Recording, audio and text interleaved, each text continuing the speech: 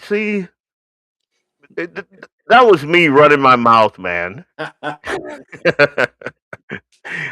I'm supposed to like kind of keep my eye on the time and all. Like there are so many pissed off people right now watching this live stream, going, "Where are those guys? They're running on Black folk time. That's Leon Francis. I know it is. I know it's his fault.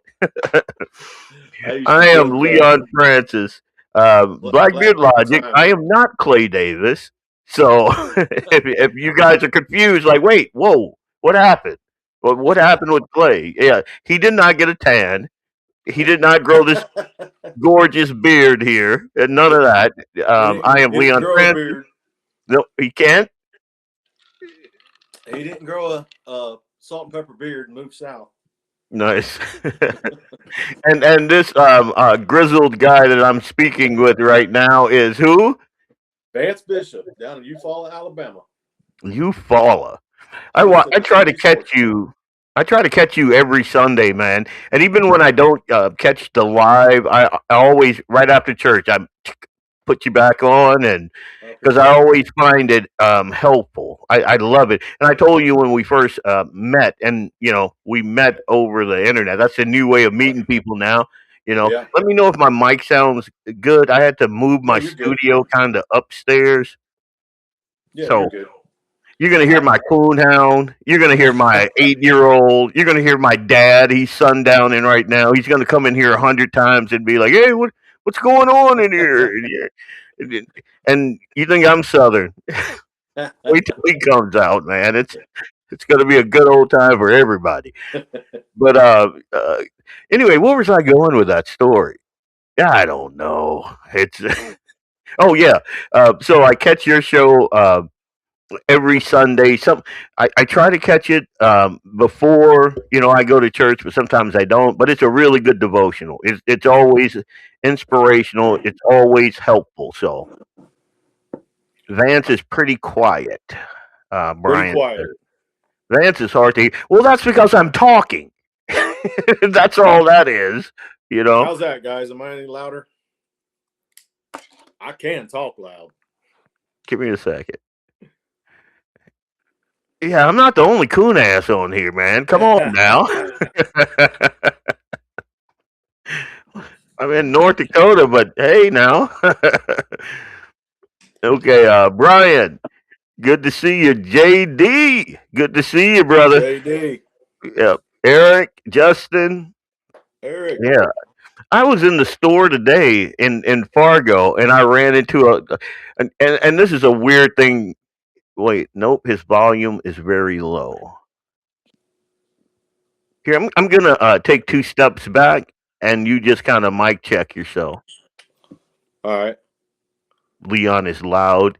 Screw you, Brian. I don't know what's going on. Let me try something here.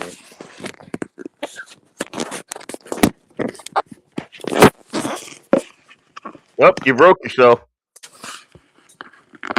I'll be back. I got you. Good evening, folks. Gene Cox. Good evening. Well, Van's just gonna. Is there any more? Is that any better? I can hear you fine, but I got these bad boys on, so Yeah. And I do hear a little bit of an echo for some reason. It's not coming through on this side. Huh. I can hear both of you, Justin says. Good deal. So, JD, you're just getting old and can't hear like you used to, man. Yep, that's what I was going to say. It'd be time for some hearing aids, man. Well, I can't piss off. I can't piss off Jamie because he's holding some swag for me, and I don't want to have to, you know. Anyway, all right. So, this is episode 165. This is Guns in the 701. Me and Vance are going to kind of tag team this thing because, well, I think Clay had to get to some Advent deal. Yeah. So, yeah. Yeah, he had Sounds like a church event going on that he wanted to get to, so we jumped in here. yeah, yeah. That's what buddies do. Those suppressors are working. What are you talking about, dude? He's not damaging his ears. Anyway, I got some updates for everybody. I'm just gonna at the top of the show. I'm just gonna run through these updates. Couple of big changes coming down the pipe. Third week of December, Jay is moving. Well, I said Jay. Jeez, Clay is moving the show to either Tuesday or Thursday, but for that week only. It'll be the final show of 2025. Clay's guest that night will be David Fettig from 1760 Sports. I know David, good guy, real good guy. They're going to be diving deep into private versus public land, um, deer hunting strategies, a big announcement for 2026. So you do not want to miss that. You keep your ear to the ground. More details will be coming soon. And as always, Jamie will be here on the 10th with episode 38 of 701 Nation. Yeah, brother.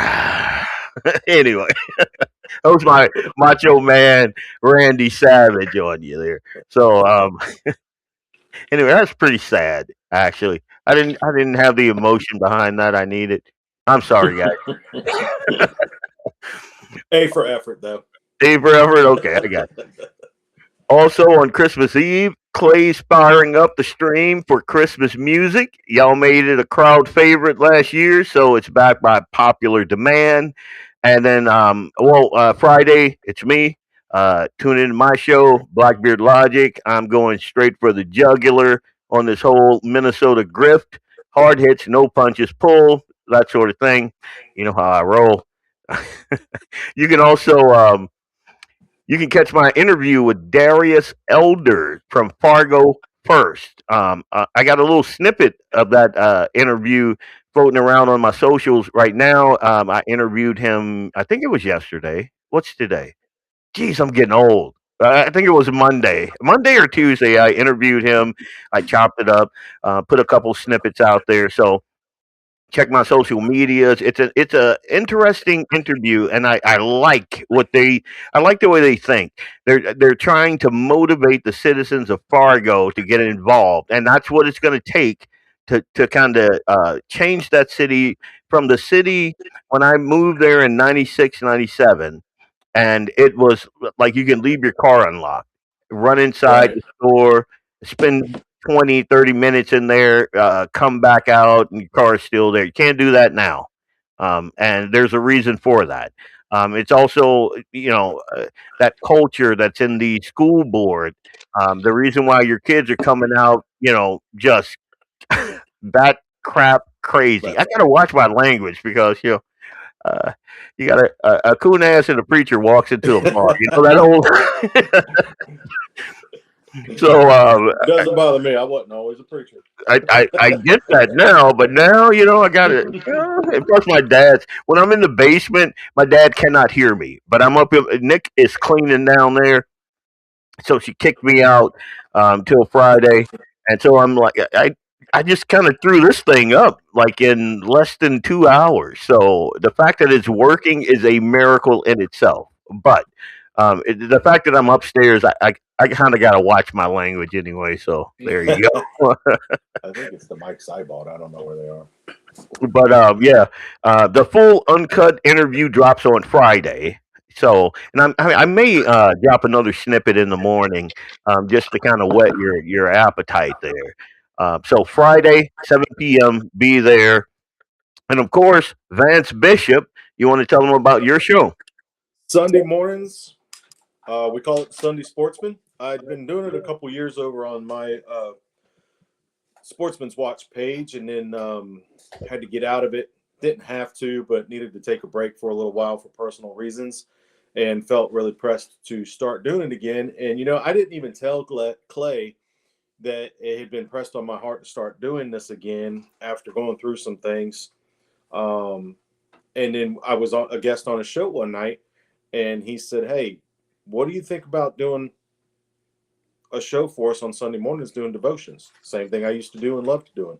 So Mm. it was kind of confirmation. Hey, it's time to get in there and be doing some devotions and spreading God's word a little bit. And so Sunday mornings at 8 o'clock Central Time, we do what's called the Sunday Sportsman. And for first part of the show, it's 2 segments.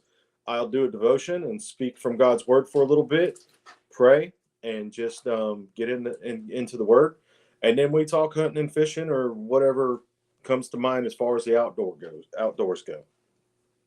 Yeah, and I love it, man. I caught you one day. I was sitting out in the deer blind. Wow, that Don't worry about it, mic bro. sounds really loud. I'm going to turn that Thank down you. a little bit. Hang Is on. my sound any better, guys? Eric, JD, anybody? I just had my sound guy, but he couldn't find my microphone, so I'm gonna have to. Oh no. Also known as my son, but So, and we were talking about that a little bit, before the show. I'm gonna hit that again. I was in the store today, and I had like one of those incidents. But yeah. Uh, so I was sitting in the deer, well, not my deer stand, but in the deer blind. That's like on the south side of this property, and I remembered, hey, you're gonna be on. So I just put you in my ear with my Bluetooth, made sure it was down really low, and I just sat there and listened to a good devotional. And I've noticed this change in Clay also. Like yeah, Clay has not always sent me morning devotionals, dude.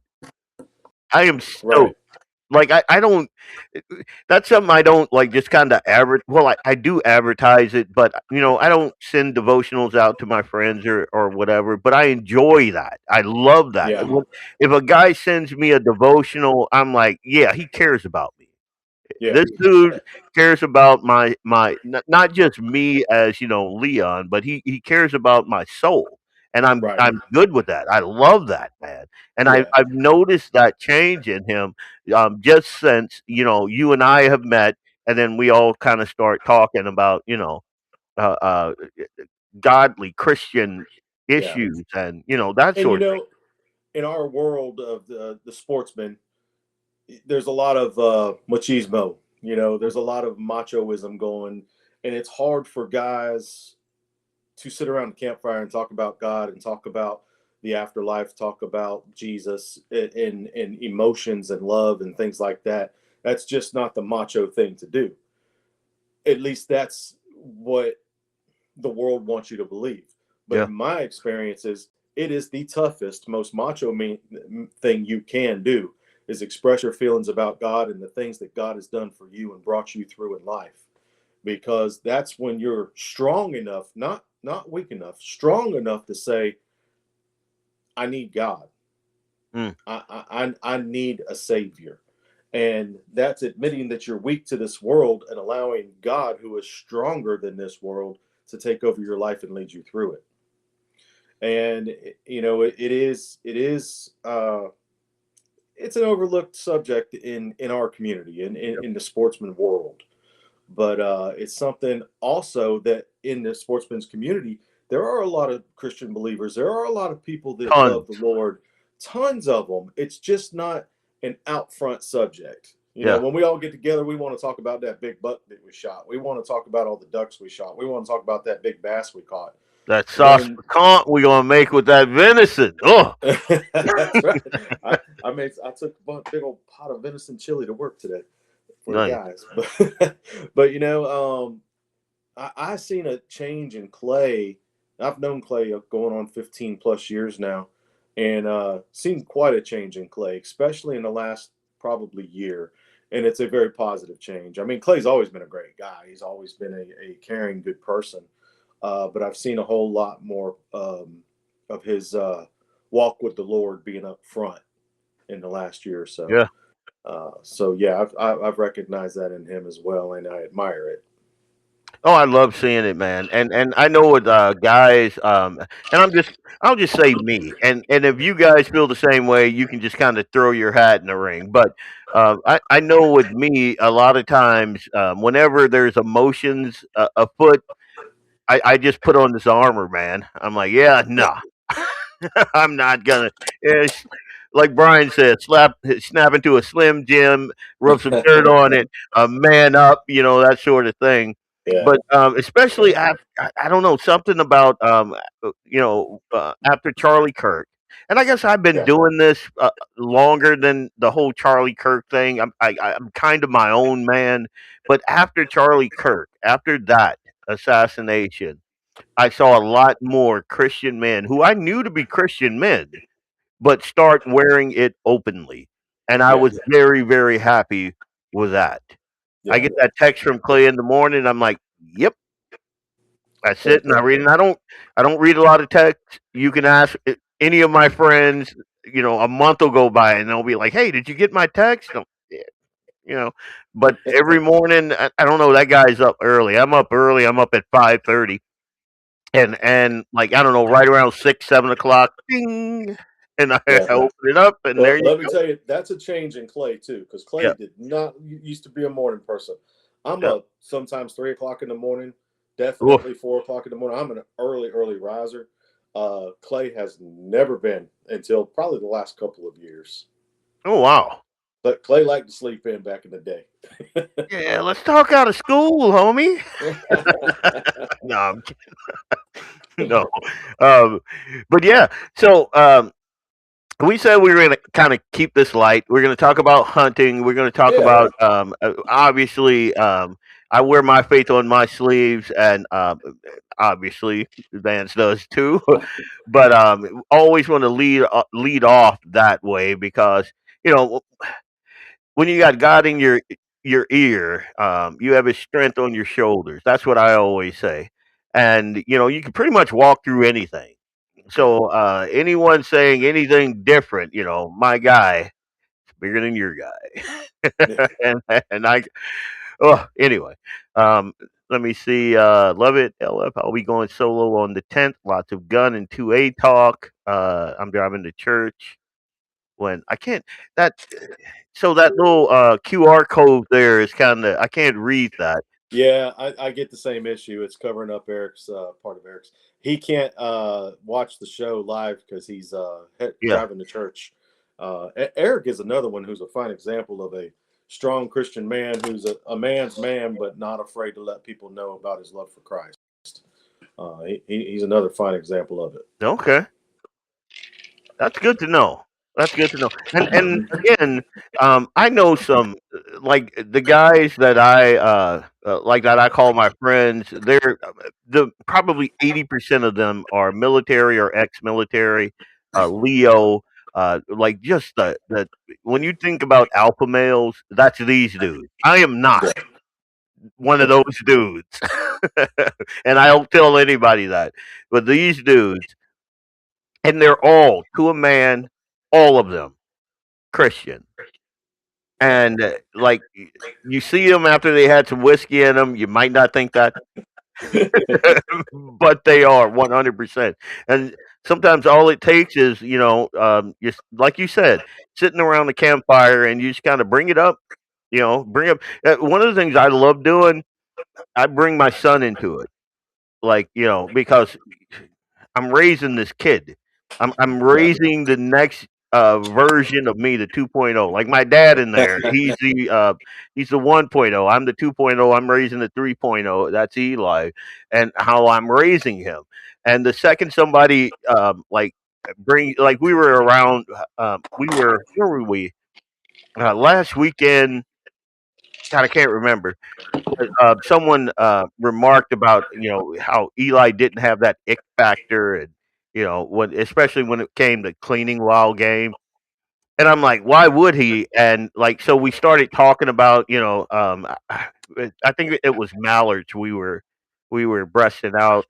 Yeah, it was mallards.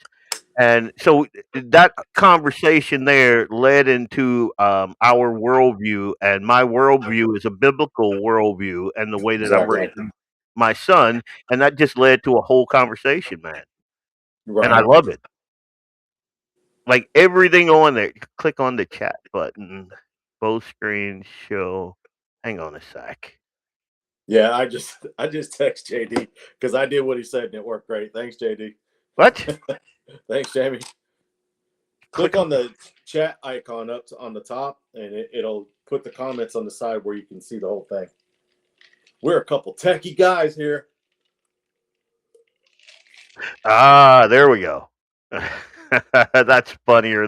So I was telling Vance earlier that like so what I do in case you guys don't know, thanks Jamie. Thank you, dude. Here you go. I was telling him earlier that I get approached a lot. I have an MCSE. I'm a engineer. I'm a network engineer. That's what I do. I build out networks, like your APs, your switches, your servers. I rack and stack. I do everything. Like if you go to the Fargo Airport, Hector Airport, and you go into their server room, that entire server room, I built that from the ground up. It was nothing there. I built that thing, and all the cable that's run, the fiber that's run, the racking and stacking, the cages that are in there, all of that. I have a plaque on the wall. That's what I do. But I am not a techie. Like I'm not. People mistake me for being like this techie nerd, and I'm not. Like you, I am more comfortable in a boom lift than I am in front of a keyboard. Like my father-in-law told me when I showed him the deer stand that I put up. This thing has got to be like 20 feet in the air, man. It's it's way up there. He's like, I know you're gonna wear a harness. I've never worn a harness in my life, and like I'm up in buildings. I'm walking on rafters, the whole thing, and like sometimes I have like younger guys come in and help me pull cable, and they have to strap in and put on all that gear, and I'm like, dude, like YOLO, you know? YOLO. Yeah, and I got a pretty hefty insurance policy. So if I fall, Nick and Eli, man, they're gonna be fine. They're gonna be just fine. So anyway, where was I going with that? The whole techie thing, yeah. JD, I don't want to talk about that, man. There might be a little illegality going. So I sent I sent a couple of folks pictures from my trail cam of this nice wall hanger, man. This buck. I'll throw it up on my social media. I've seen him like I don't know 5 times now. On the same trail cam, so I know where he's at. I went back there, and he's always with a bunch of does. Man, this dude is a baller buck, baller dude. and but I can't shoot him legally because he's always after sundown. Always. Wow. I can never get that dude to come out. I can't sit out there like all night because like I was telling you today, it's like in the negatives here, man. Yeah. You know, and if I got a couple of like little camp heaters I can put in my blind, but that he's gonna smell me then. I got Yeah. scent blocker. I don't know how to get this dude unless I do it. And then Jamie keeps asking me about it, and I don't want to make him an accessory to the fact, that Don't give out too much information. I don't want to be giving out too much information. I'll invite you over for some venison sauce pecan, and then we could talk about it. But So no, while we're on that, you're from Louisiana, right? yes, I am Catahoula Parish, born and raised. All right. I'm very familiar with Louisiana. The Plaquemines Parish I've been to quite a bit, Yep, I and got kinfolk there. um, good friends in Houma, Louisiana. Yep. Uh, what was the biggest change hunting wise, sportsman wise, between moving south? Because I moved from South Florida. Well, I was in North Florida when I moved, but I grew up in South Florida hunting in the Everglades and things like that. And I moved to McIntosh, South Dakota, which is about 20 miles from Clay. Yep. And there was huge differences in the sportsman's culture for me to get used to. What Yep. was the hardest thing for you to get used to up there? For me, it was seeing these giant herds and these giant. Because to me, a Southern boy, especially South Florida Southern boy, seeing an average mule deer up there was like seeing a monster. Yeah. Yeah, they because grown we, big, man. Florida don't have giant deers, and a mule deer, an average mule deer, is big for some meat. Well, I'll tell you this: a couple of things. The environment a lot different. Yeah, It the like versus the humidity. I used to like yeah, being out there in that humid weather. Like it didn't bother me back then. Me and my wife went back down there. Like after we got hitched and all that, I took her back down there. Man, I couldn't stand it. I could not stand that oppressive heat. I'm like, oh my god, how did I ever live like this? But that was one thing. Up here is a lot. And again, I've said this. I love it up here. My I do dad too. every day he's like, "When are we going back to Louisiana?" I'm like, "Why?" I don't get it. Um, Another thing, and I guess it's not even that big a deal. We have garfish in Louisiana. Up Oh yeah, here, they have the northern pike, and to yeah, me, they're about what and what. Like you see except for the fact that up here, I've noticed I've caught pretty big cat and walleye with pike around.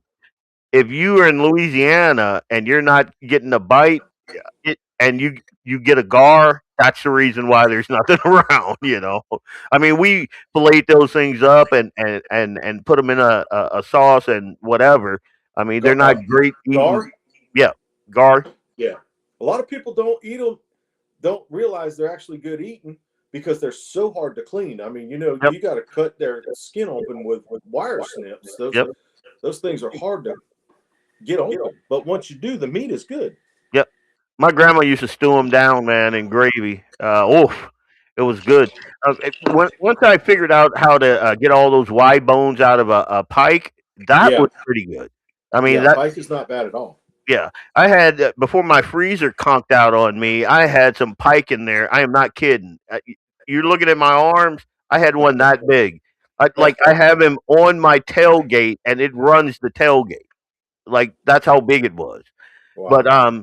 like things like that, I do miss open water, like in the Gulf. I miss Yeah, fishing out there. I yeah, miss grouper, and that's and tuna and stuff like that. I miss that kind of fishing a little bit. So if I ever went back down there, it'd probably be for a fishing trip or yeah. hogs. That's what it'd be. I like you said, the deer down there. Mm, Mm. you know. Deer up here, oh my god, man! I Yeah. get this buck, oof, and we Now, use every part. Like I've seen people up here. Well, a couple of things. They'll they'll field dress their deer. Okay, a lot of meat left, a lot of meat, and then they take them to the processor, and I'm just like, oh, I don't know. If I'm in Louisiana, I know what I'm gonna get. I yeah, know that. But like up here, a big another big thing is everybody makes sausage. Like yeah. the I love that. majority of your deer is sausage, and I'm like, no, dude. What about a sauce pecan? What about deer steaks? What about what's it called? God, I haven't been down there in so long, but you get the shank, you cut it in a couple of different places. The You short rib, boil it. What's that? the short rib. No, no, no, the shank. Oh, It's called Buko. God, I forget, but it is so good, man. You tie it up with some string, and you just a couple of hours. osobuco.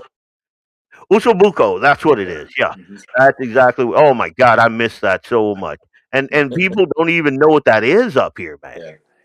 The sausage is number one in the 701. Your liver and onions, yes, sir. Liver and Oh, onions. Oh my I God. didn't even have to look who made that comment when I saw liver and onions. I knew that was Yep. Eric. If it's an inner, Eric will eat it.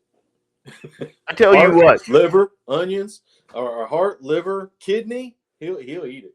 No, people are gonna freak out about this, and I know, like, if anybody's from the South, they're gonna freak out about this. I am not a gizzard guy. I, I'm I not just, either. I've never been a gizzard guy. I Nope. don't care how you cook it. I don't like the texture. I I am a don't either. liver guy, though, 100%, I can't stand hundred liver. percent.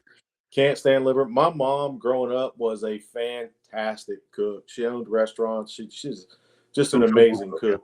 She could make shoe leather taste good, but she could not make liver taste good to me. Yep. I'd come home and I'd smell that mess cooking, and I'd immediately call Granny. Granny, what you cooking for dinner tonight? Oh, I'm having fried chicken. Can I come over? I Man, could not stand it.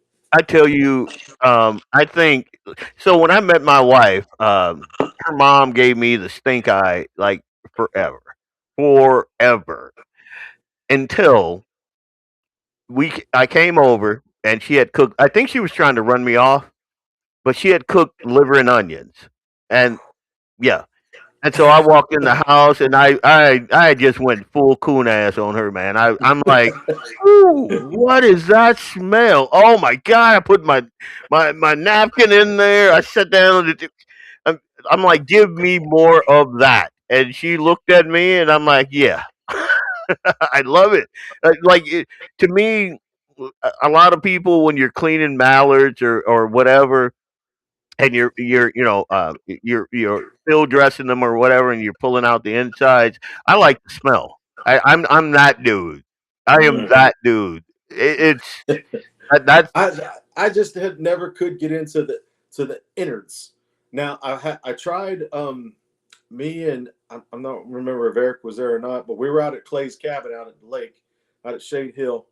There was a bunch of us down there, and some of our other Rax Adventure Team guys from Vermont met us over there because they were hunting elk in Colorado, and we all got together at Clay's Lake, and they brought some heart from the elk.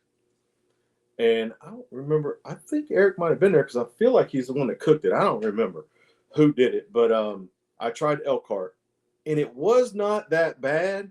I mean, I didn't dislike it. The texture was funny to me. And to me, it's all comes down to this. I got a nice, big, beautiful back strap of beautiful red meat or a heart. I'm taking that back strap all day, every day. well, the heart would be the appetizer. Like and again, like me and my dogs, we fight over liver. We, because I love it. I think it's all good. I've been trying to get the 8 year old. He's not there yet. I'm gonna get him there, but man, there is nothing better. And then when you get a heart and it's cooked right, and I haven't had venison heart in a very very long time. Now that I'm coming to thinking about it, and I'm thinking an elk would be good. I've had elk meat before, and I loved it. Oh, elk's phenomenal. Yeah. So yeah, um, I love shots, live venison live must be sliced thin and fried. I love that. Venison liver. Okay, steak. Gotcha. Hey, I I think he fell over. That bad boy right there tasted good. I bet. Oh, see, I'm working on that right now on the down low. Jamie keeps calling me out, but oh, Eric did that. Eric's a taxidermist too, nice. and he did that one. See, I got bare walls in here. I feel naked right now. Jamie This sent me this a video of his wall, and I'm just like, okay, wow, that's crazy. now see the JD and Eric, Jeez. the other Dakota guys that are on here now would laugh at that. They would have let that mule deer right there pass. To me, that was a big old boy. Yeah, you're a Southern boy. Yeah. Wow. Oh, and you say you miss hogs.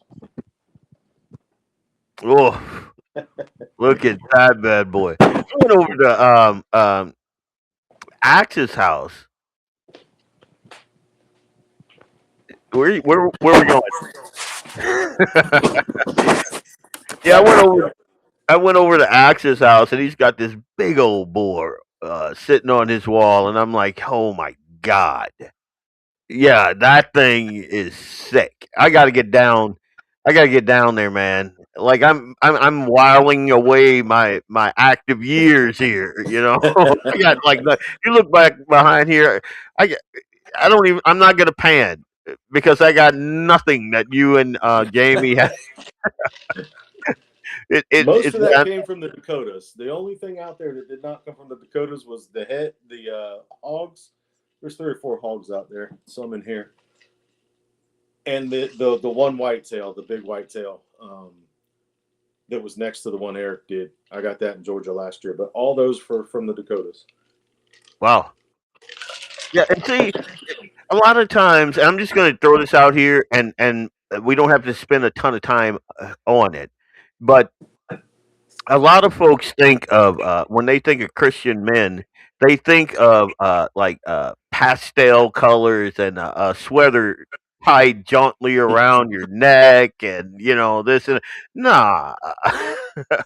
I'm I'm talking about like me and Eli were out there today, and I'm looking at my what's it called? I call it a deer hanger. That's but Gamble. gimbal. Yeah, that's and it's all bent to crap, and I'm like, yeah, we're gonna have to get a new one of those. And I'm watching my son walk around. I'm watching him like when we were field dressing those mallards and things like that. Like that's what when I think of a Christian man, that's what I think of. I don't think of anything soft. I think about a guy out there field stripping his AR. You know, Yeah. I think of a firing pin or a cotter pin or a retaining pin popping out. Like I don't know, uh, you're running drills. Something weird happens, and you break that bad boy down. You grab another upper from your backpack. You slap that bad boy on. Pop those cotter pins in, and you keep rolling. That's what when I think of Christian dudes. That's what I think about. Like, when I first saw you and met you, I was like, yeah, I like my preacher in calluses and Carhartts. That's the way I roll, man. So anyway, I just thought I'd throw that little bit in there. And what we're gonna do here, I see we've already been like way past. Like I try to do in like especially in my shows now, I try to keep to a clock, and I try to do it in segments and like chunks, 15-minute chunks. And we're at 37 minutes right now, and have not hit a single commercial. So Give a shout out to some of our awesome sponsors, man. 100%. So what I'm going to do right now is I'm going to run one of our, and granted, you guys got to bear with me. I'm in like Clay's space and Jamie's space, so there's all kind of weird stuff in here. There's like midgets with Velcro. No, I'm kidding. I'm kidding. Hang on, I'm gonna hit this. Nope, network revise sponsor, and JD, you or Clay, we're gonna have to talk about this. I think I've been running the wrong sponsor ads, and I do not want to do that. But I'm gonna run this one now.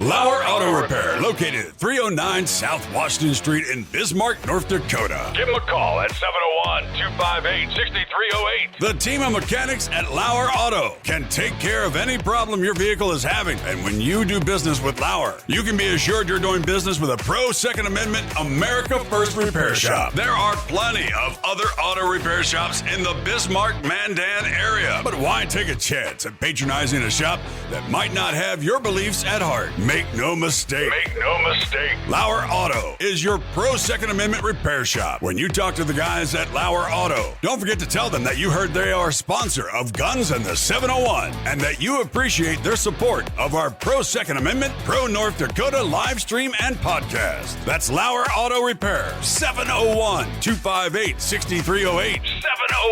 701-258-6308. Located 309 South Washington Street in Bismarck, North Dakota.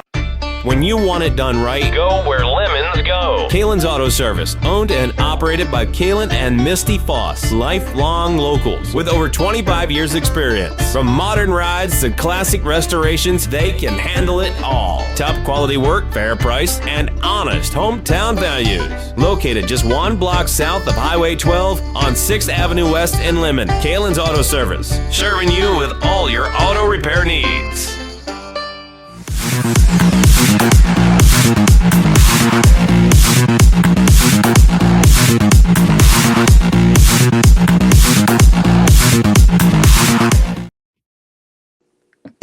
Welcome back. Welcome back. Leon Francis and Vance Bishop sitting in for the great Clee. I almost said Davis. Holy buckets, man! I'm telling you, I need I need some protein or something. Uh, but I was thinking about you asking me like the changes between Louisiana and up here. I tell you the biggest change, and I just thought about this during the break. Like in Louisiana, we ate some weird stuff. Yeah, y'all do. Yeah.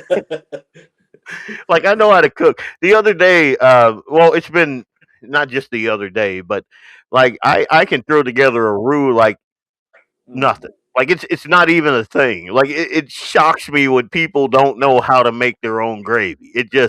blows my mind. But I remember being very very young, and we used to call him Brother K, and he lived in the boonies, and some of my earliest memories were going out. Uh, they're snapping turtles, but we used to call them gator heads, Yeah. like just these huge turtles. And even the catfish that were down there were huge, just massive. And I Yeah. remember asking Brother K, uh, like he had these big iron pipes, like in the bottom of the boat, flat bottom boats, of course. Oh yeah. And I'm like, what is that for? And he's like, well, that's to knock out the cat or the turtle. And I remember young me like kind of looking at him like, what are you talking about? Yeah, you grab one of those bad boys, you roll them in the boat, and you just crack them over the head, and Yeah. and all that stuff we ate. Like turtle soup and just all kind of weird stuff. You don't have any kind of weird stuff like that. The weirdest thing you're gonna eat up here is lutefisk, and I'm not doing Okay. that. So that whole thing. But yeah, huge snappers down. Yeah, man. Like you have not seen turtles till you go to Louisiana. Yeah. You've not seen a turtle. We were in.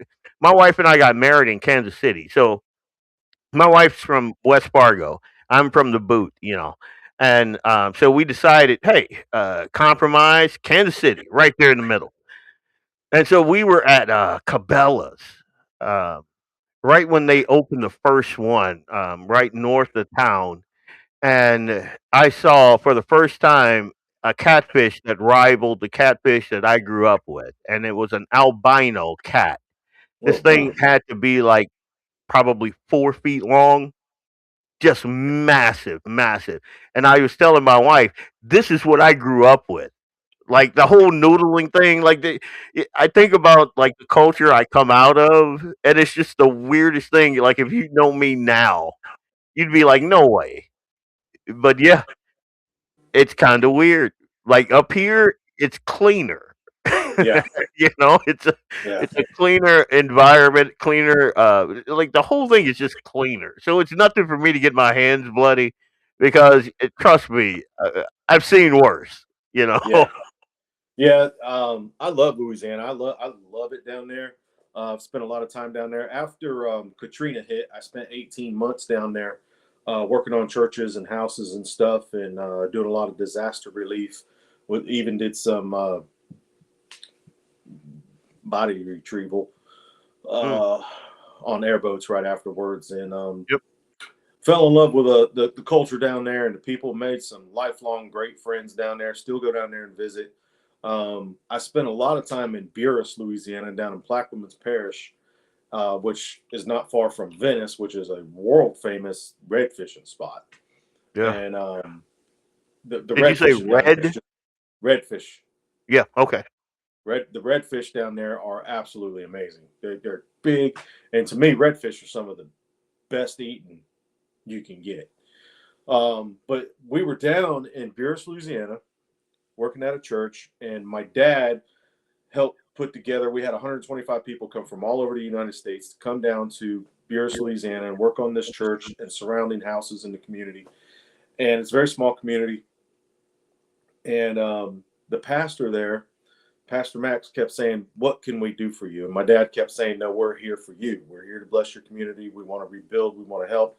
He said, "Just let us do something." Finally, my dad said, All right, listen. I want an authentic, home cooked Cajun meal. Dad said, I don't want no Popeye's chicken. I want some Which Cajun ain't meal. bad. Popeye's And chicken ain't bad. and it's better in Louisiana because they keep the original Yep. recipe in the state of Louisiana. A lot of people don't know that. Yep. But Miss Rhonda, born and raised Cajun, talks all kind of funny like. Yep. She said, Mr. Cliff, I got you.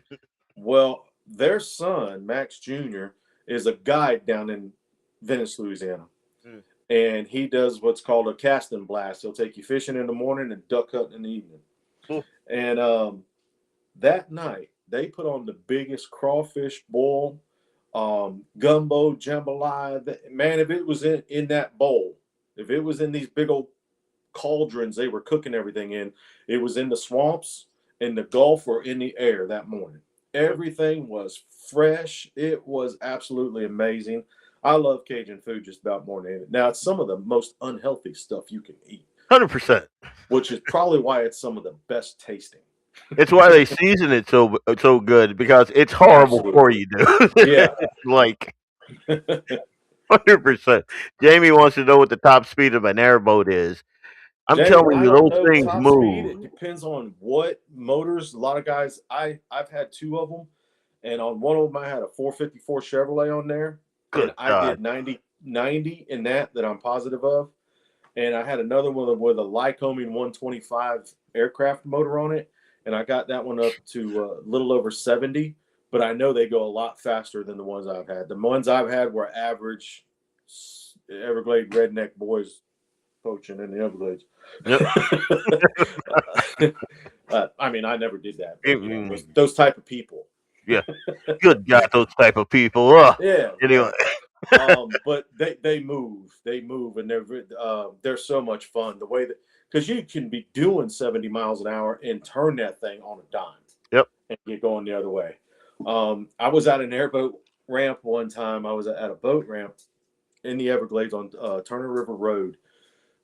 And I was actually putting a John boat in, and a guy in an airboat next to me, he had just bought one, never drove one. He couldn't figure out how to put it in reverse. Me and my buddy were sitting there like, we thought he was playing a joke on us. It's like, I can't figure out how to put it in reverse. So we're waiting for the punchline because this was so ridiculous. We're like, now we're Southern boys from South Florida. Airboats are everywhere. Yep. So it was only second nature to us to know airboats don't have a reverse. You don't want that blade blowing at you. Yeah. You have to turn it around on the trailer and drive off, or you put it all the way down and sink it in, one or the other. And so finally we realized the guy just did not know what he was talking about. So we literally, and I'm at the time 17, 18 years old, and I'm having to teach this guy who was in his 40s how to drive his airboat. He saw one on TV and thought it was the coolest thing, and he had more money than brains, so he went out and bought one. And so he wasn't a Southerner. No. Okay. Matter of fact, I think he was from Washington, D.C. Oh, okay. I'm pretty sure it was from Washington, D.C. the guy was from. Wow. So that explains a lot. Yeah. Yeah.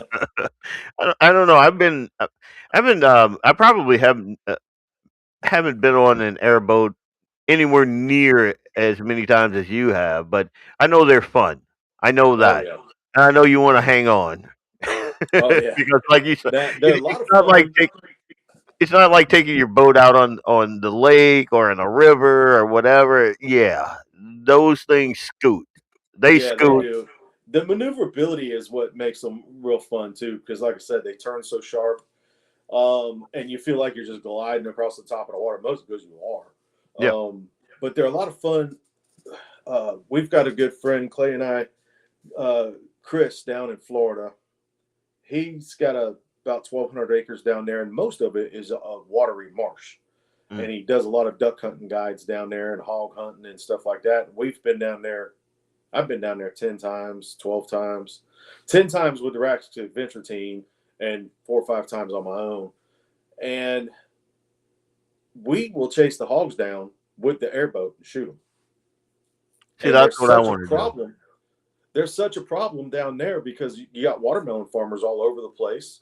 and peanut farmers and people that just, their livelihoods all over the place, and hogs are tearing up the ground.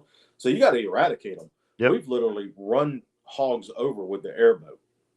Just hauling butt through the swamps, and a bunch of them will jump out in front of us, and you run them over with the airboat and just start shooting them. So, And and where you are, is it more by or?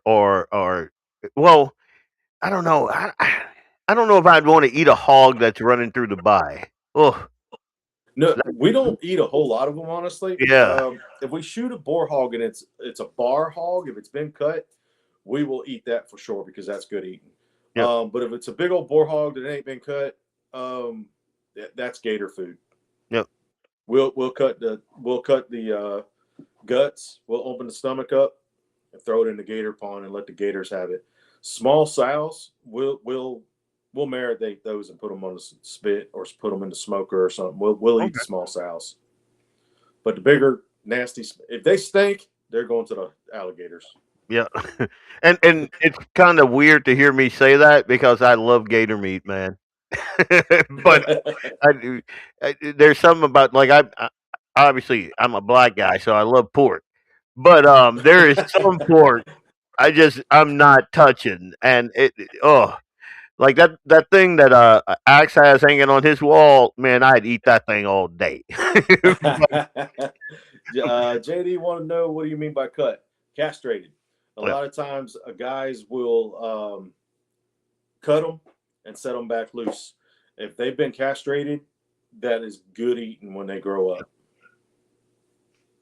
Yeah, just wrap a couple rubber bands around those Yeah. testicles and be done with the whole thing. Hang on, I haven't had a pig in over 2 years. Man, what are you doing? What are you doing wrong? I got, and that's another thing I love about being up here where I am. Like my neighbor 2 miles down has cows, so I have half a cow. My neighbor, 4 miles that way, they raise hogs, so I have a hog. I'm next year I'm gonna have 4 lambs. So look, this part of the country, I'm telling you, like my dad just can't see this. He can't see the forest for the trees, man. He every day, every single day. I'm shocked that he hasn't been out here 100 times asking me, "Hey, when are we going back to Louisiana?" But I love it up here. I want to go down there and visit. Yeah.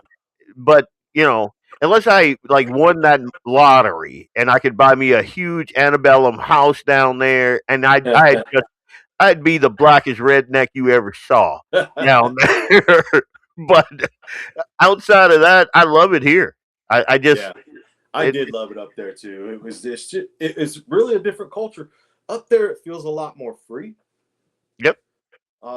Laid back, easy going. I mean, the town I lived in up there in McIntosh, I could drive up to the only gas station within Wait, miles. I don't know about more free. Yeah, you're pretty free in Louisiana.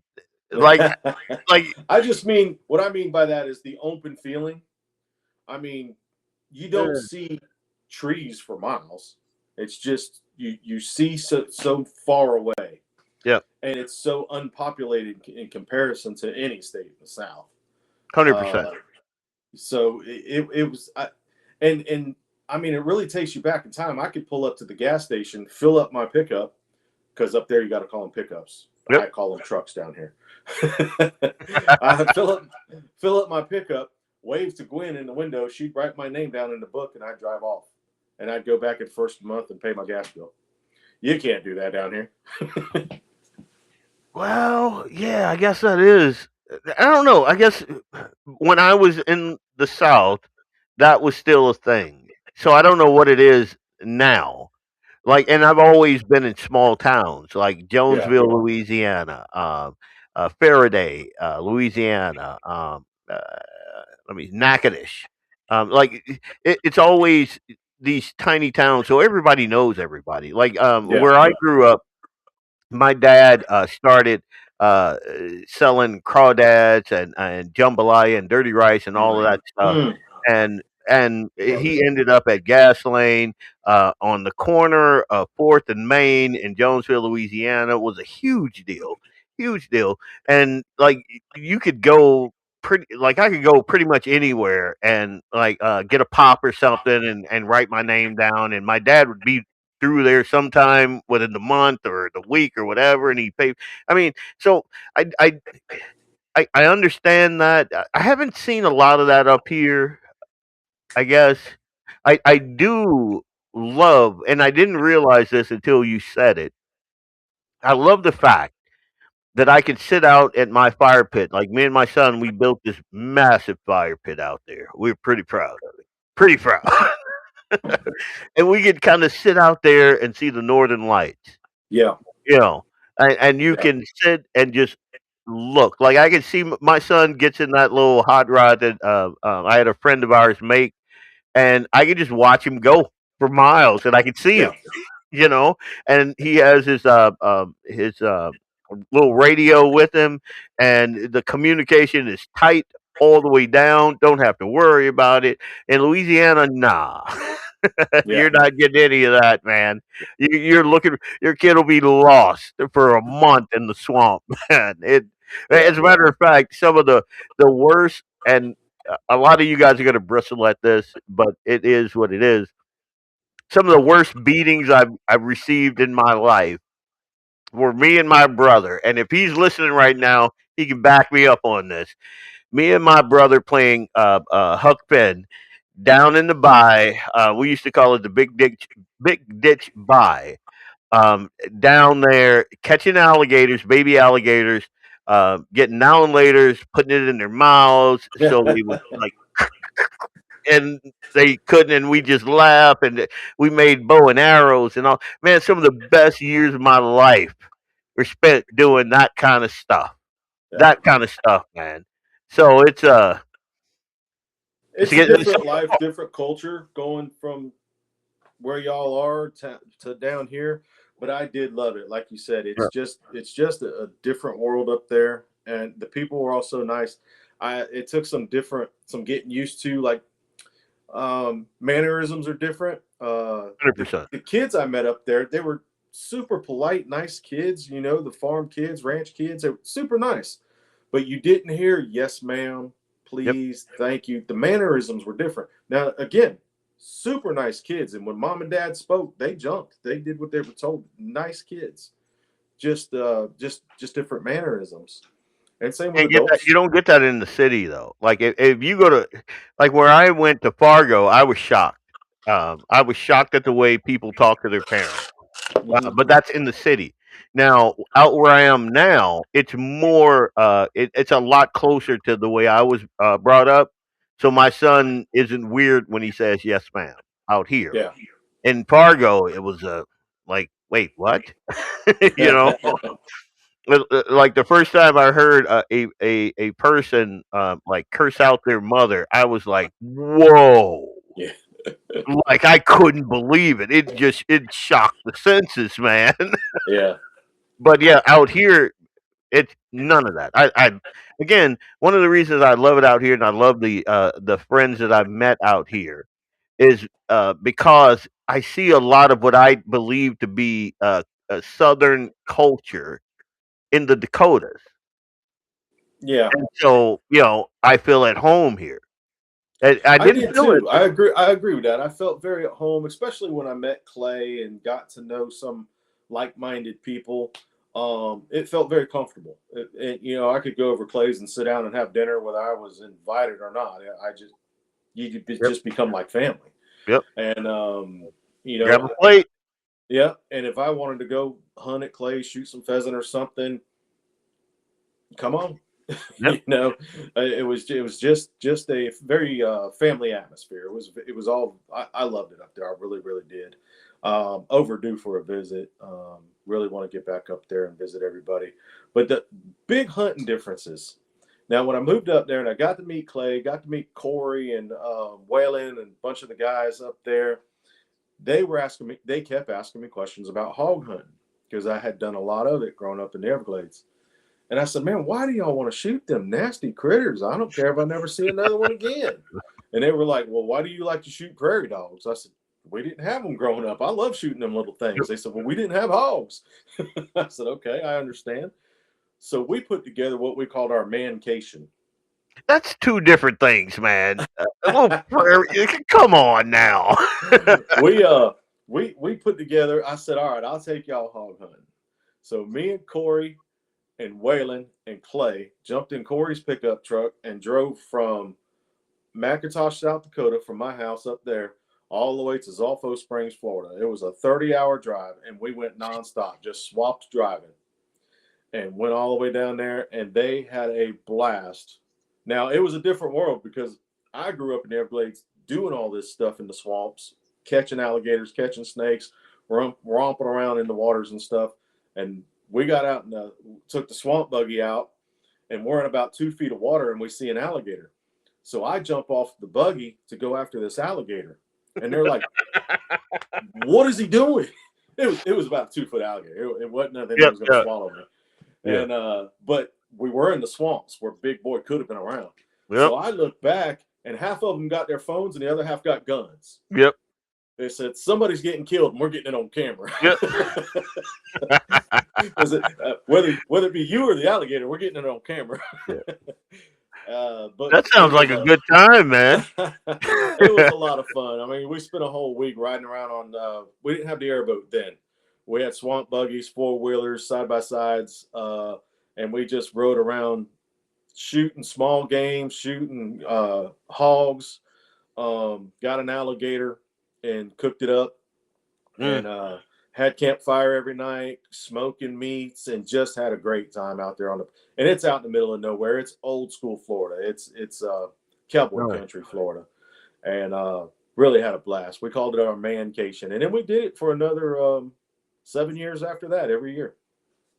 Old school Florida sounds a lot like everywhere in Catahoula Parish. No, I'm kidding. It's a lot of. I love it down in that area. I mean, I'm from Florida. I don't think I could live there again because it's so populated. I'm not a real people-y person. Don't get me wrong. I love people. I love meeting new people. But being around the crowds and waiting in lines and red lights, not my thing. See, I understand that 100%. My wife is a social person.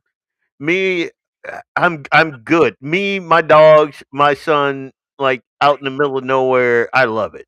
Like, you want to see me tense, get me in like Costco or Walmart or something like that. My head's on a swivel. I'm like, you can see the vein right there popping up in my head. It's crazy. And Eric, anybody that drills holes in ice to fish, I'm sorry, dude. That to me, that's insane. And I'm a guy that used to, and I was a kid, noodle, big cat, noodle cat. I'm not doing that. My buddy Bob Wheeler has been trying to get me, and he swears he's going to get a bunch of Marines to come over. So I've been doing my push-ups. I've been doing my pull-ups, and because he thinks he's going to come over here and grab me and take me. I'm not doing it. I'm not doing it. Now, Have you ever? I hear Bob knows his stuff about doing some ice fishing. I hear it too, but again, black dude. Look at this right here. I don't swim. You joke about the black dude thing. When I was growing up in Miami, I used to spend a little time in the honky tonks. And did you now? No. When Bout got into a big old bar fight one night and was heavily outnumbered. Me and 2 of my buddies were heavily outnumbered. Well, this guy helped us back down some people, and it calmed down without any injury. Well, we go outside, and it was this big old tall black guy from Jamaica. He didn't have no accent, but he was from Jamaica because he'd been in the States for a long time.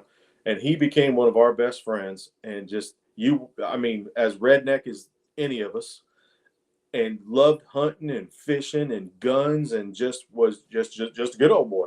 Yeah. And that night we said, "Hey man, we're about to go out to the Everglades. You want to ride out with us?" And he hell a big old wad of Copenhagen in his mouth. He goes, "The only black guy in this bar, and you boys want to take me to the Everglades? Yep. And I just met you. He says, I'm going to pass tonight. But thanks for the invite, fellas. But he did become one of our best friends and spent a lot of time in the Everglades with us after that. Yeah, I know, and I don't know.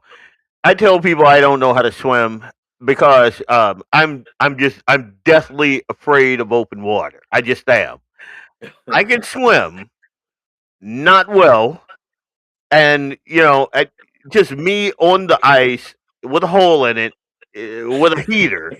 Just to me, that just sounds like, oh my god, no, dude. I'm Yeah. a risk averse dude. I take I have. pains I to went avoid. when I lived up there. I did go ice fishing with Clay and Will and uh, Chris. I forgot who I was there. I think Corey was there, and it wasn't my thing. I mean, down here we don't have to drill holes in our ice to go fishing. We just cast and reel it on in. We, we do not have to work to get a spot to fish. We just Yep. find water and go. And being on ice and you hear it crack, that's a Oof. little eerie. I had a good friend of mine that came up there and lived with me in the Dakotas for a while. While he was getting on his feet up there, and we went out to a spot actually out in the Shade Hill where Clay's cabin is. And I went walking out on the ice, and he stood on the shore. I said, "Ain't you coming?" I said, "Why?" He said, "Only one man I ever knew walked on water, and I ain't him." Yep. I like that dude. That- I I I do now that I'm thinking about it. I miss the South because I miss like big open water fishing. I miss that. I miss going down Highway 10, stopping at Mhm. Shaggy's, this just right on the Gulf, and getting the absolute freshest seafood that you can possibly imagine. And you sitting there, like I got pictures, and they're a way back in my social media. I have to I'll have to dig them up. But I'm sitting there with a garbage can lid like this, a crawdad, and Oh, I love it. like just all kinds of seafood. And I think Yeah, I I love gave me some myself seafood. King's disease. What's it called? Gout. Gout.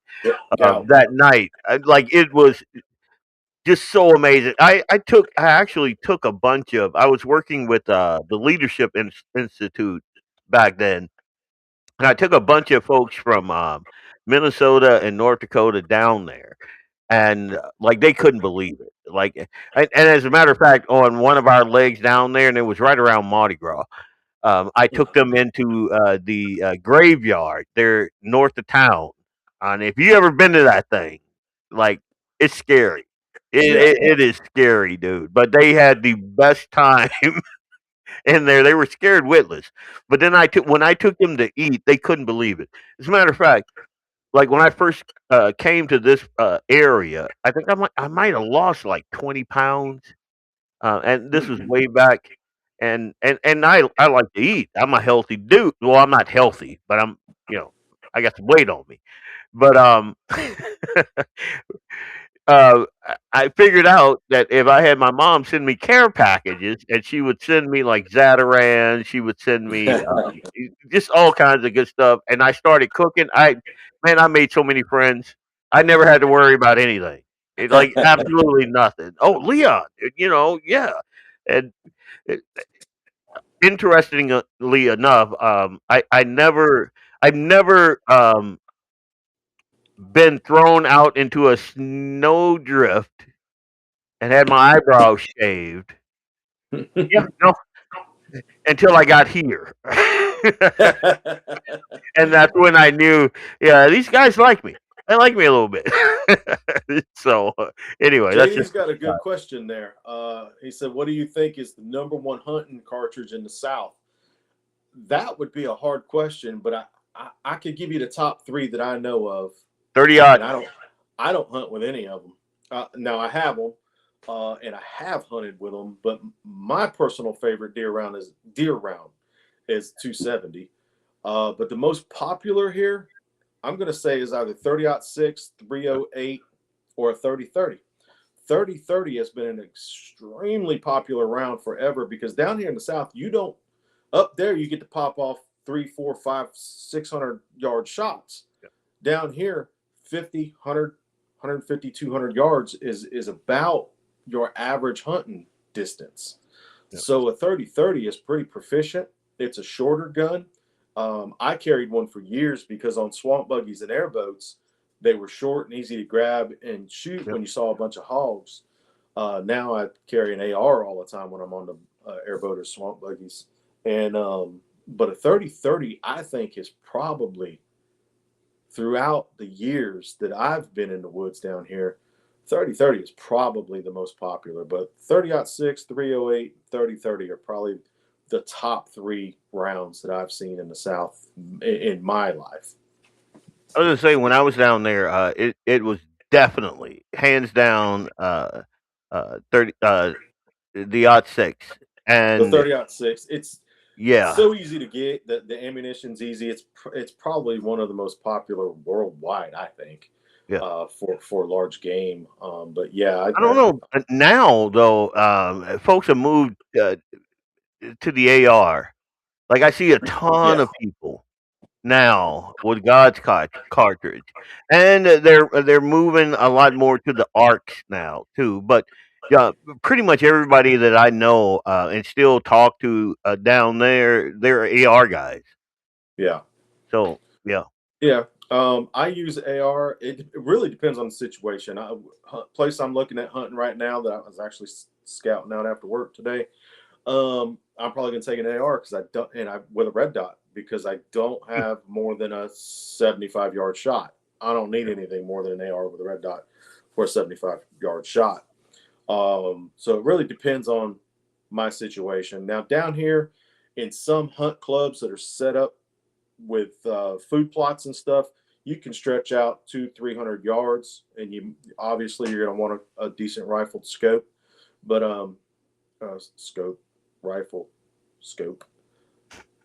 Words are hard. words. Um, uh, but yeah, it really depends on the situation. But I think those are probably the top 3 rounds that I've always seen is the 30-06. 30-06 is probably I would say it would between the 30-06 and the 30-30 would be a toss up of which one's used the most. I got a quick question for you. Mhm. Like I've been, my wife has asked me, what I want for Christmas, which is always great. Um, I'm torn between a chest rig and either a thermal. The chest rig because axe, and if you're listening, you know I saw him with one, and I just thought it was the coolest thing, man. It's not that I need it, but I just think it's the coolest thing when you're in the field, just to have that bad boy right there. And my a favorite firearm is my Canic, and I know I'm gonna have folks like, oh, it's a knockoff Glock or whatever. Screw you guys.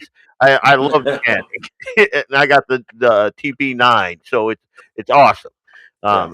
19 in the magazine, 1 in the chamber. I'm good to go. But um, she asked me about because I want to do the whole coyote hunting and that sort of thing. So thermal versus the IR, and the thermal versus the night vision. And I was kind of when she asked me that, I was kind of torn. I'm like, huh. What do you like? And you guys drop it in the comments because I just thought about it. I don't know. Someone said coyote here in the boom country with the coyote hunt. Uh, which I've one? used both. Uh, thermal and night vision. Yeah. Um, I gotta say, the thermal is extremely fun. It's like shooting cartoons in your scope. It was a lot more fun. Uh, the night vision is interesting as well. As a matter of fact, I've shot coyotes, a couple of coyotes in Florida, um, with night vision and numerous hogs. But I just felt like the thermal was a lot more fun, and I don't know. To me, maybe it was the night vision I was using because I've only used one.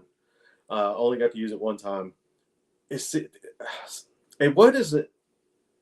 It wasn't real clear. I had a lot of blurriness in it, so it might have been the quality of the setup that I was using. But I enjoyed the thermal much more. See, I was thinking like out where I am, there's not a lot of ambient light, and I thought I picked this thing apart in my head because I want to get the absolute best thing that I'm going to actually use, and I was thinking it's got to be the thermal. And if I was in Louisiana, 100% thermal, Yep. because night vision isn't going to help me a whole lot in the swamp. It's just Right. not.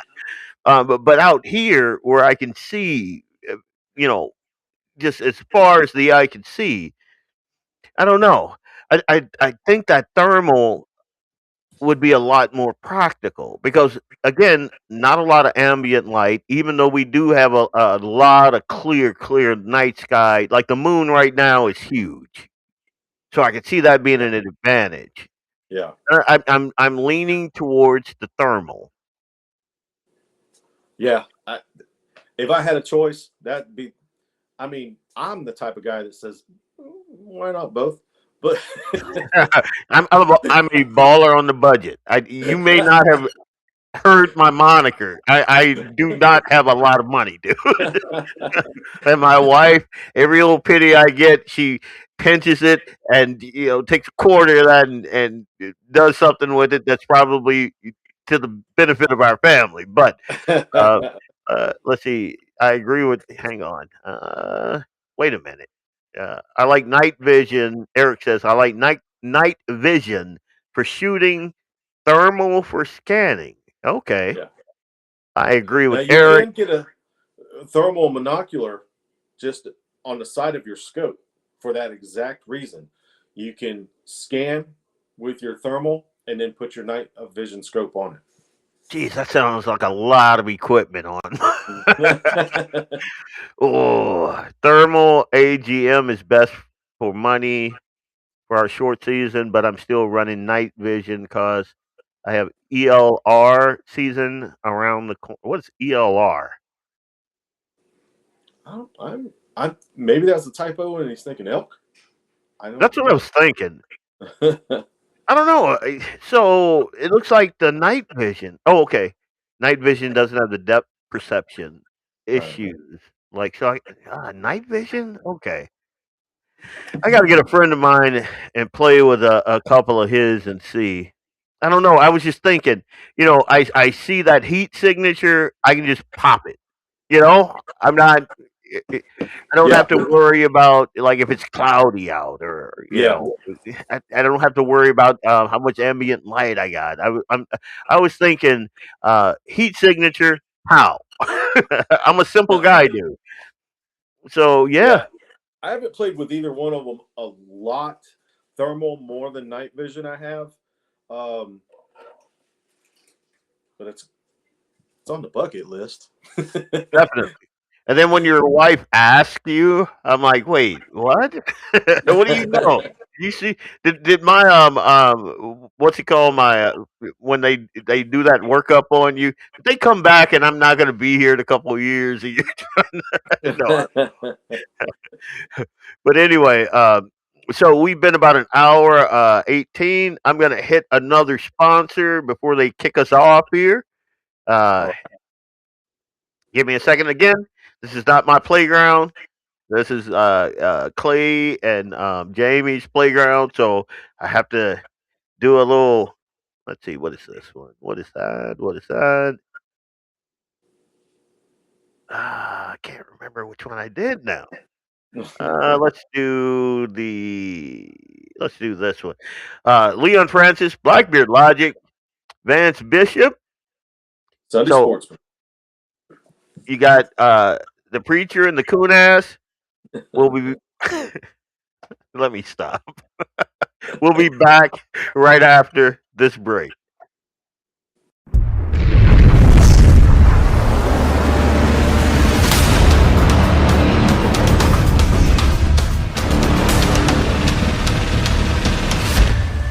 LAUER Auto Repair, located Located at 309 South Washington Street in Bismarck, North Dakota. Give them a call at 701-258-6308. The team of mechanics at Lauer Auto can take care of any problem your vehicle is having. And when you do business with Lauer, you can be assured you're doing business with a pro Second Amendment America First repair shop. There are plenty of other auto repair shops in the Bismarck-Mandan area. But why take a chance at patronizing a shop that might not have your beliefs at heart? Make no mistake. Make no mistake. Lauer Auto is your pro Second Amendment repair shop. When you talk to the guys at Lauer Auto, don't forget to tell them that you heard they are a sponsor of Guns and the 701 and that you appreciate their support of our pro Second Amendment, pro North Dakota live stream and podcast. That's Lauer Auto Repair, 701-258-6308. 701-258-6308. Located 309 South Washington Street in Bismarck, North Dakota. When you want it done right, Go where lemons go. Kalen's Auto Service, owned and operated by Kalen and Misty Foss, lifelong locals with over 25 years experience. From modern rides to classic restorations, they can handle it all. Top quality work, fair price, and honest hometown values. Located just one block south of Highway 12 on 6th Avenue West in Lemon, Kalen's Auto Service, serving you with all your auto repair needs. For the best gun gear for every and any situation, Little Angry Man Arms LLC has you covered. Top-notch guns from top-name brands like Winchester, Glock, Sig Sauer, and Ruger to essential extras from Magpul, Streamlight, Hollow, Sun Optics, and more. Little Angry Man Arms LLC have everything to make your shooting adventures a success. Visit littleangrymanarms.com today and gear up for your next big hunt, competition, or home defense. Don't miss out on our exclusive deals. Little Angry Man Arms LLC, based in Trail City, South Dakota, your ultimate hunting partner. At Horton Laser Craft, we believe in the power of personalization. Whether it's a cherished memory, a special occasion, or a unique gift, our custom laser engraving brings your vision to life. Our expert craftsmen and state-of-the-art technology ensure every piece is a work of art. From personalized decor to one-of-a-kind keepsakes, Horton Lasercraft makes every moment unforgettable. Horton Lasercraft is owned and operated by a local veteran and his wife located near Thunderhawk, South Dakota. They provide custom laser products at a reasonable price, and their turnaround time is fast and efficient. Custom board cutting, glassware, decanter sets, mugs, assorted stainless steel jewelry, assorted tags, decor, custom acrylic nightlights, and much, much more. Call them up at 605-545-7535. Horton Lasercraft, where memories are engraved.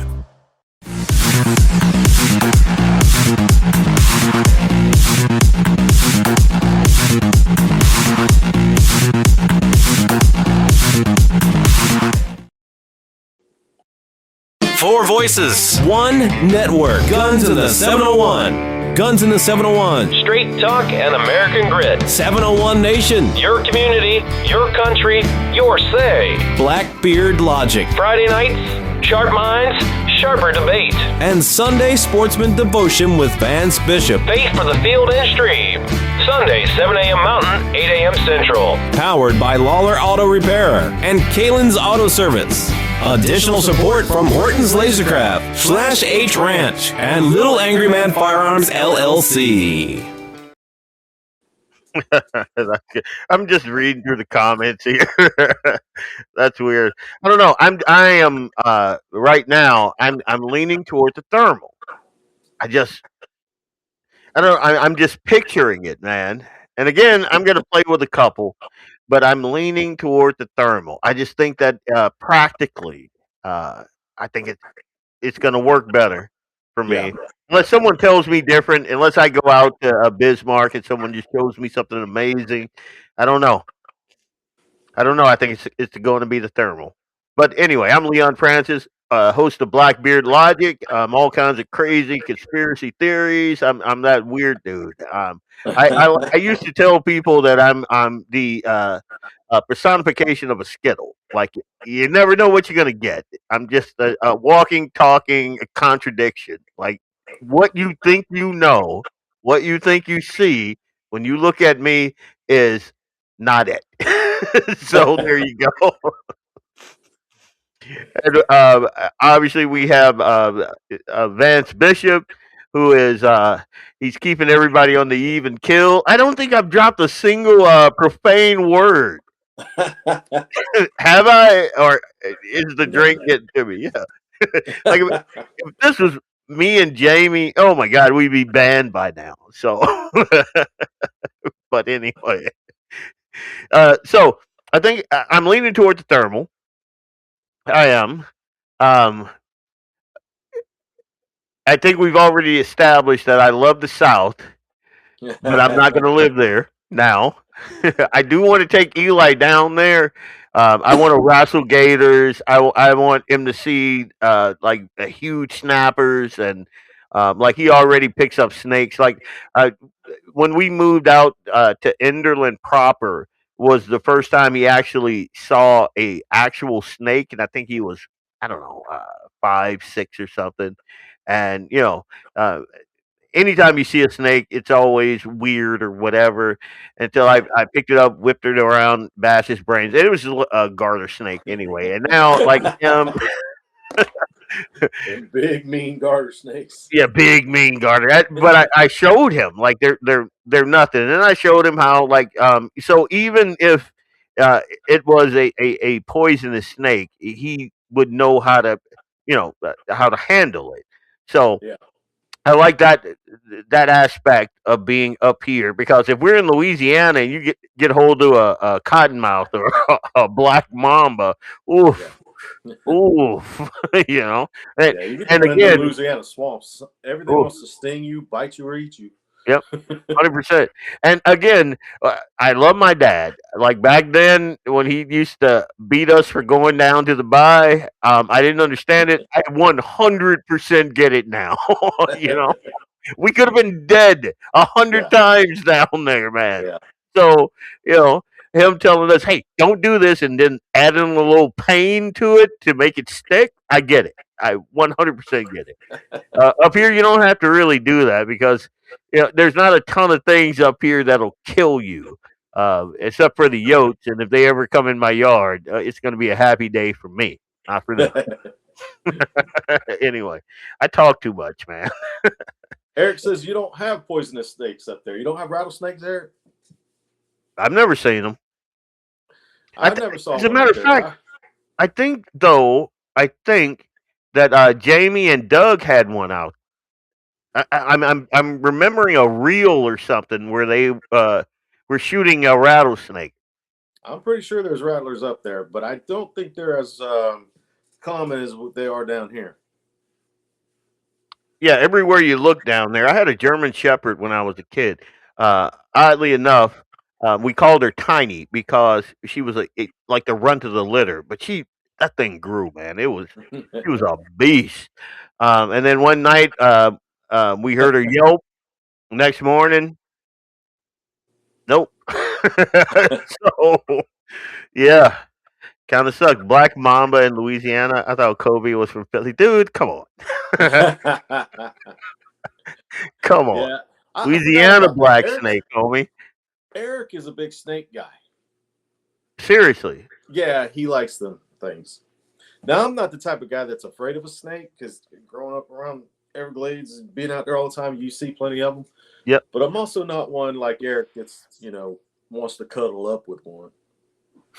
I like red pythons, ball pythons. I have pictures of my kids. I had and get, I'm a weird dude, so I always attract like weird dudes. Yeah, as friends. So I had a friend that had all manner of reptiles, and he had Mm. he had this red ball python that, good God, must have been 6 feet long, about that big around. Like I have, and I have him draped over my kids like that snake. So I'm not afraid of them. I'm always giving them the stink eye though because they are serpents. That's what. Yeah. And speaking of serpents, down there where you are, the invasive species is that stupid iguana. You ever go out hunting those things? I'm in Eufaula, Alabama now, but I Oh, grew right. up down there, and we saw iguanas in Florida when I was growing up, but now they are everywhere. They're all over the place, and they get huge. They get mistaken for alligators sometime if you don't know what you're looking at. I never did hunt them. I wouldn't mind going down there and popping some off just to say I did. And I see people eating them and stuff. Now I'll try anything. I'll try anything once. There ain't enough meat on there, man. I just can't help but think that'd be like, I don't squirrel hunt because you don't get a lot out of them daggum squirrels.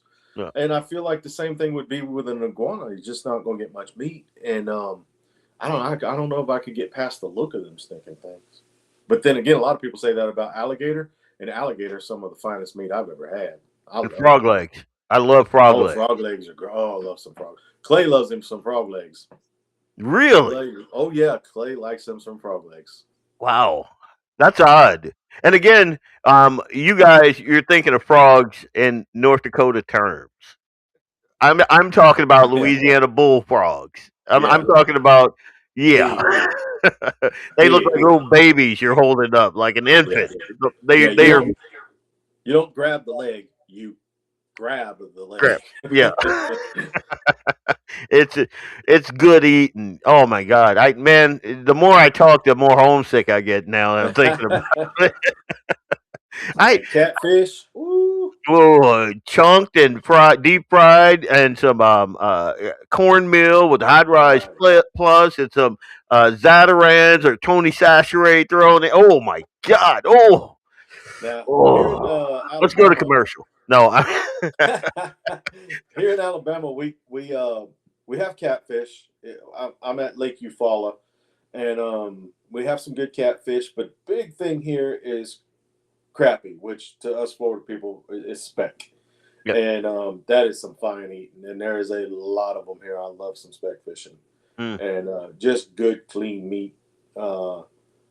And bass fishing. It's the self-proclaimed bass capital of the world. But being a Florida boy that grew up in the Everglades and going up to Lake Okeechobee all the time, you know that it's Louisiana. That's what you're trying to say.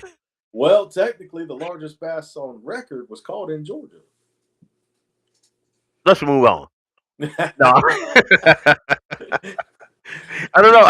I do know that growing up, I was always taught that Louisiana was sportsman's paradise. Oh, if you wanted to hunt and fish and fishing, I give it that 100%. But since I've been here, well, take that back. Fishing and waterfowl down there. Oof. Yeah.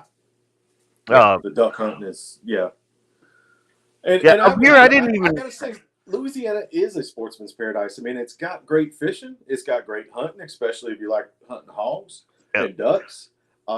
It really is, and it's got for people that just outdoor that like the kayak. Kayak. You're reading the comments, man. But there's hiking. There's all kinds of great just camping, outdoor things to do in Louisiana. It is a great state for the sportsman. I see you, right? I can see you going up and down the stairs. I'm talking to the 8-year-old. He's like sneaking up and down the stairs, and I'm like, dude, I can see you. What are you doing? Anyway, here, let me see. Great show. Dougie has been under the weather, but oh man. Well, that sucks. Lynette, you need to get that boy back in good health. Come on now. Whip him up some, I don't know. What are those things your grandma used to hang around your neck? I mean, if you're a Southern boy, there's probably not in up here, but those sacks. I'll think of the name in a minute. They smell my grandma used to always do the Vicks things, but my great-grandmother used to keep a bottle of Southern Comfort with peppermint, lemon, and honey in it. Yep. And that was her go-to for healing us kids up when we got sick. Now, I'd like to say it worked, but I don't know if it worked or we just forgot we were sick. Yeah, you don't remember. So Lynette, go out there and get that boy some NyQuil. Some no, that's pretty much what it was. Homemade NyQuil, Southern Comfort, peppermint, honey, and lemon. Yeah, yeah. It was a cure-all. In the ghetto, it was called tussin. That was the cure-all for everything because it used to have crack in that stuff, man. It used to, that's what I've been told. So he's over medicated right now. Medicated. Doug is a good dude, and anybody that knows anything about Guns of the 701 or Blackbeard Logic, you already know that. So Doug, get better, man. We need your quick wit and all that. On the airwaves here. Um, so I'm with Grandma, and Grandma, she and I would get along. Yeah, 100%. What? God, I'm trying to think of the name of that bag. It's got a I'm gonna need weird Granny's southern name too. I can't fix-all remember it. recipe. But Well, if people are familiar with Southern Comfort, it is a sweet whiskey because I see people asking about it. It is a sweet whiskey, and this is honest truth. This is what my great grandmother and my granny, my grandmother, used to keep around the house up on top of the cabinets. Yep. There was a bottle of Southern Comfort, and they kept 100%. put a bunch of peppermint sticks in it, and it would dissolve. And they put honey and lemon, and I'm pretty sure there was something else in there, but I can't exactly remember. But that was their go-to for giving us just a little, basically a shot of it when we got sick. And man, we were little kids. That we might have been getting twisted up and falling asleep and waking up feeling like, oh, okay, we're That's good. the thing. That's the thing. It knocked you out, man. Make you sleep. I mean, these are the same country folks that would put whiskey on our pacifier when we were teething. I I told told my Nick, mom I blamed her for my teenage alcoholic years because you got me acclimated to it when I was a baby. I remember when we had a colicky kid, and I told my wife that. She looked at me, and I didn't bring it up again. I, I was like, all right. She's got a point. She's the smart one. I'm, me. Again, a lot of times I look at her and I'm like, I have to question, you know, whether or not you have your faculties. Because again, you're with me for like 25 years. I don't get it, But anyway, uh, I'm gonna need Granny's recipe for Pixar. Aspidity bags. That's it, David. How did David know that? That's it, right there. The aspidity bag. Hang that thing around. There was some voodoo. There's a little bit of voodoo, some herbs, some just all kinds of stuff wrapped up in that thing. That was a Louisiana special right there. That was a yeah. That is. You are 100% David. That's what it was. And I bet if I called my dad in here, he'd tell me exactly what was in that thing. But I don't want to get him riled up. He's got that cane. He likes to hit people. So I'm kidding. I'm like before we came on, I told him like 100 times. And if folks don't know, so my dad's been living with us since last Thanksgiving. He has dementia. And so he does this thing called sundown, and he gets kind of ornery. Like he gets really ornery. So I told him, so I'm doing the show upstairs. Normally he doesn't see me. I'm downstairs. I'm in my bunker. Like I'm just locked in and all that. But that didn't happen today. So I told him that. And so like every 5 minutes, how many people are gonna be in here? And I'm like, well, nobody's gonna be me, Dad. And he's like, well, they're not gonna be smoking, are they? Or drinking or carrying on. And I'm like, so again, it's gonna just be me. I mean, they probably will be, but they'll be at their house doing it. They'll be at their house doing it. He's like, yeah, we can't have all that hooting and hollering and carrying on. And I'm like, okay. JD's probably got a drink in his hand right now. No, he don't. He doesn't. He's a teetotaler, man. And not the dude that I grew up with either. I get my whole whiskey loving from that dude. So, but yeah, if a grandma can't make it better, you ain't sick. Yeah. And my mom used to give us cod liver oil every night God sent. I mean, just and again, I tell my wife these stories, and she does not believe me. But I remember all 102 of us lined up to get our teaspoon of cod liver oil and I'm not like 100 years old. Like I'm relatively young, and so this is within my lifetime. This is like Southern moms, This, Yeah. And they talk about how eating the stuff we eat is going to kill us. The deep fried foods and fatty foods and everything. My grandmother was 93 when she died, and she drank Southern Comfort whiskey. And look at that. And she had railroad snuff by her side and a spit can 100%, at all times till she was 93 100%, years old. 100%. I'm telling you right now, like I can count on one hand the amount of females that I grew up with that did not have snuff. Like it was just a thing. I got up north and I'm like, wait, there's no like bump in your lip. Like right now, I got something in right right now. What are you doing, kid? See, this is the thing. It's easy to be an introvert when you don't have family around. It's much harder. Much harder. I got to stop being so fun loving, I guess. Anyway, so such an antisocial society, talking on the computer, drinking at home. I get it, David. I'd much rather be sitting around the campfire, but again, it is here. Let me check. All right, it is negative 77 degrees where I am right now. Yeah, I'll just be inside. Even though I do have some pretty good cold weather gear. And me and Hey, Eli, Jamie had a show on here a couple of times, Drinks in the 701, where everybody got on the computer and drank together. I'm good with that. I am good with that. I will sober up for a solid week just to get in shape for that bad boy. So, Jamie, let's get it going.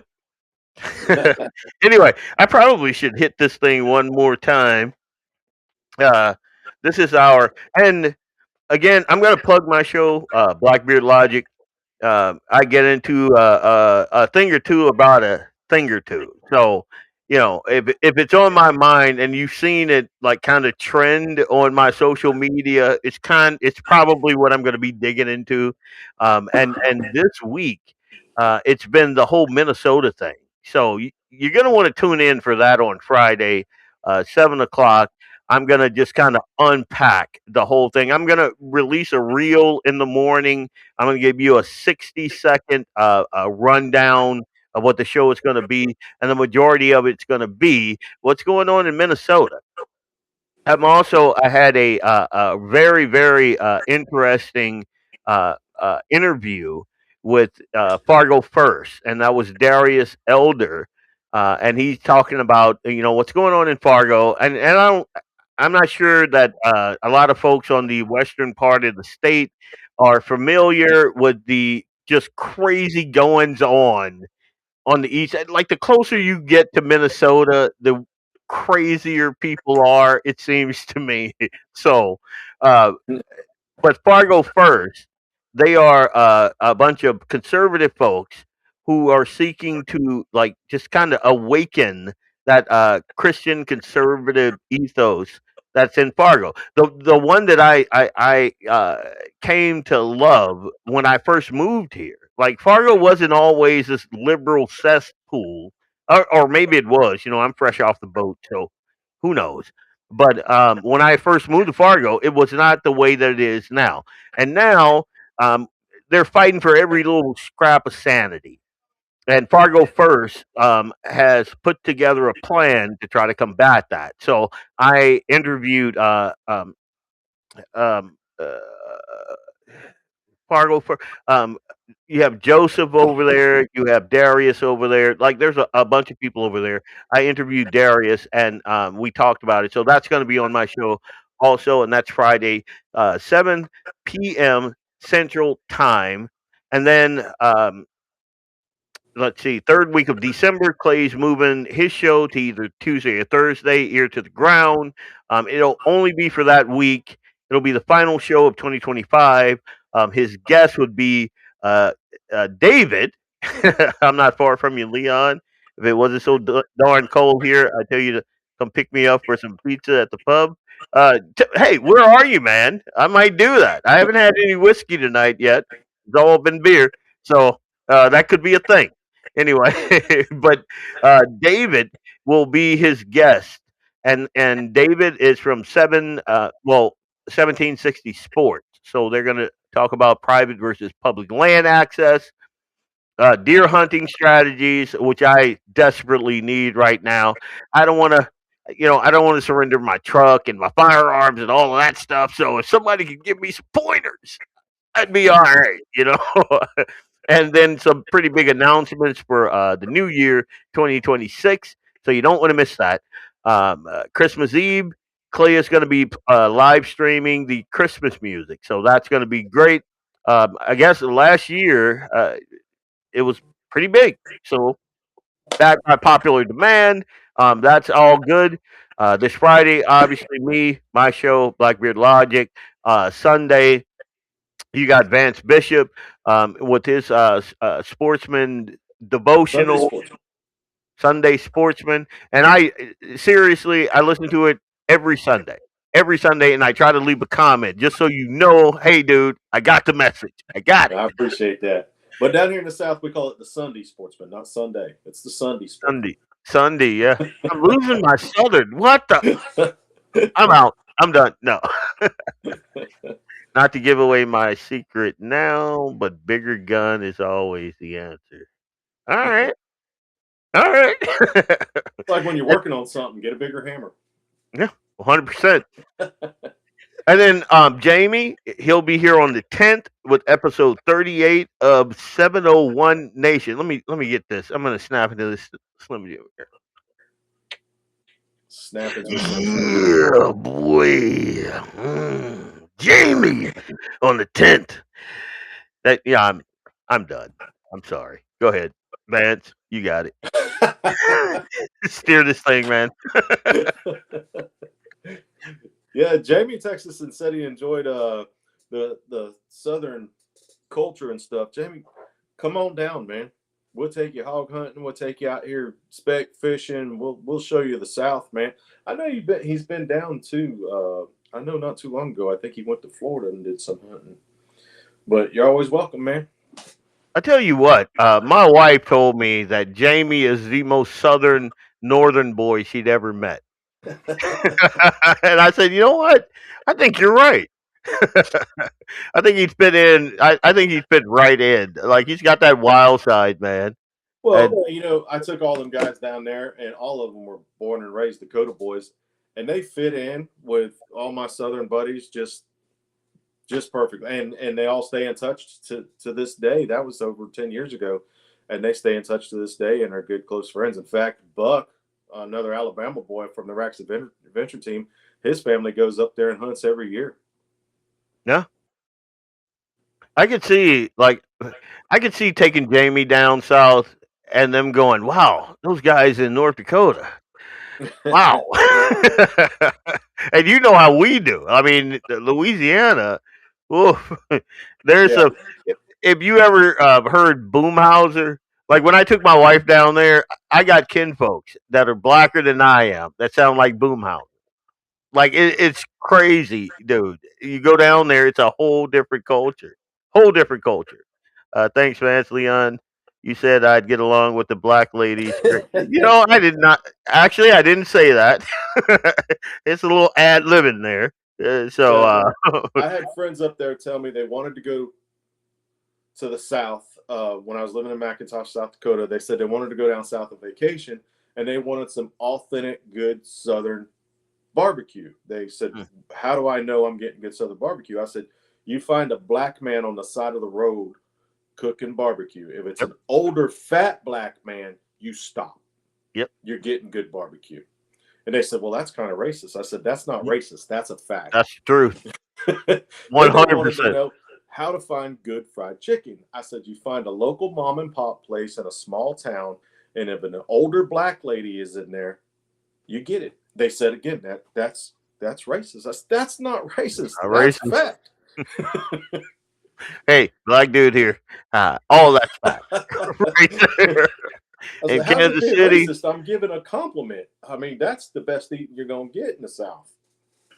When we were in Kansas City, like there were all these big name, barbecue joints. Or what the best barbecue I ever had in Kansas City was a hole in the wall mom and pop shop in Wyandotte County in the ghetto. I mean, a place where uh, if you had it, you wanted to carry it with you. you know, you and you go down there and you sit. It's a hole in the wall, but it's the absolute best spare ribs you'll ever have, burnt ends you'll ever have. Just like and in the South, it's the same way. I have friends that I like those guys that I took from North Dakota and Minnesota to Louisiana.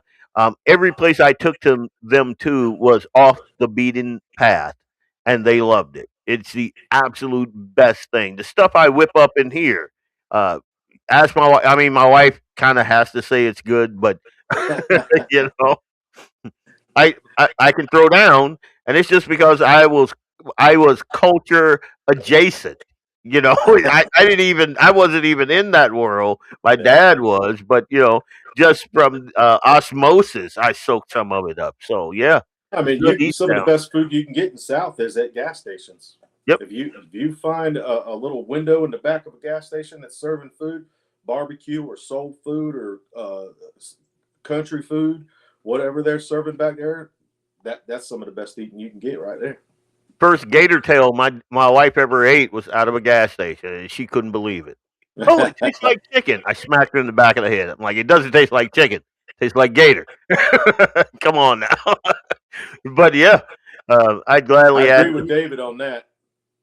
I'd gladly add this food discussion. Mexican food trucks. Yep, Absolutely. If hundred. you have to point to the pictures because they can't understand you, That one and that one and that one.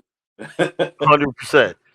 As a matter of fact, I know a couple of. I'm not gonna say any names because I don't want them to be deported. But I know some folks, and the absolute street tacos are the best, the Yes. absolute best, like hands down. They do not make they they make not too bad of a burger down south. Eric, put it down for a second. Walk away.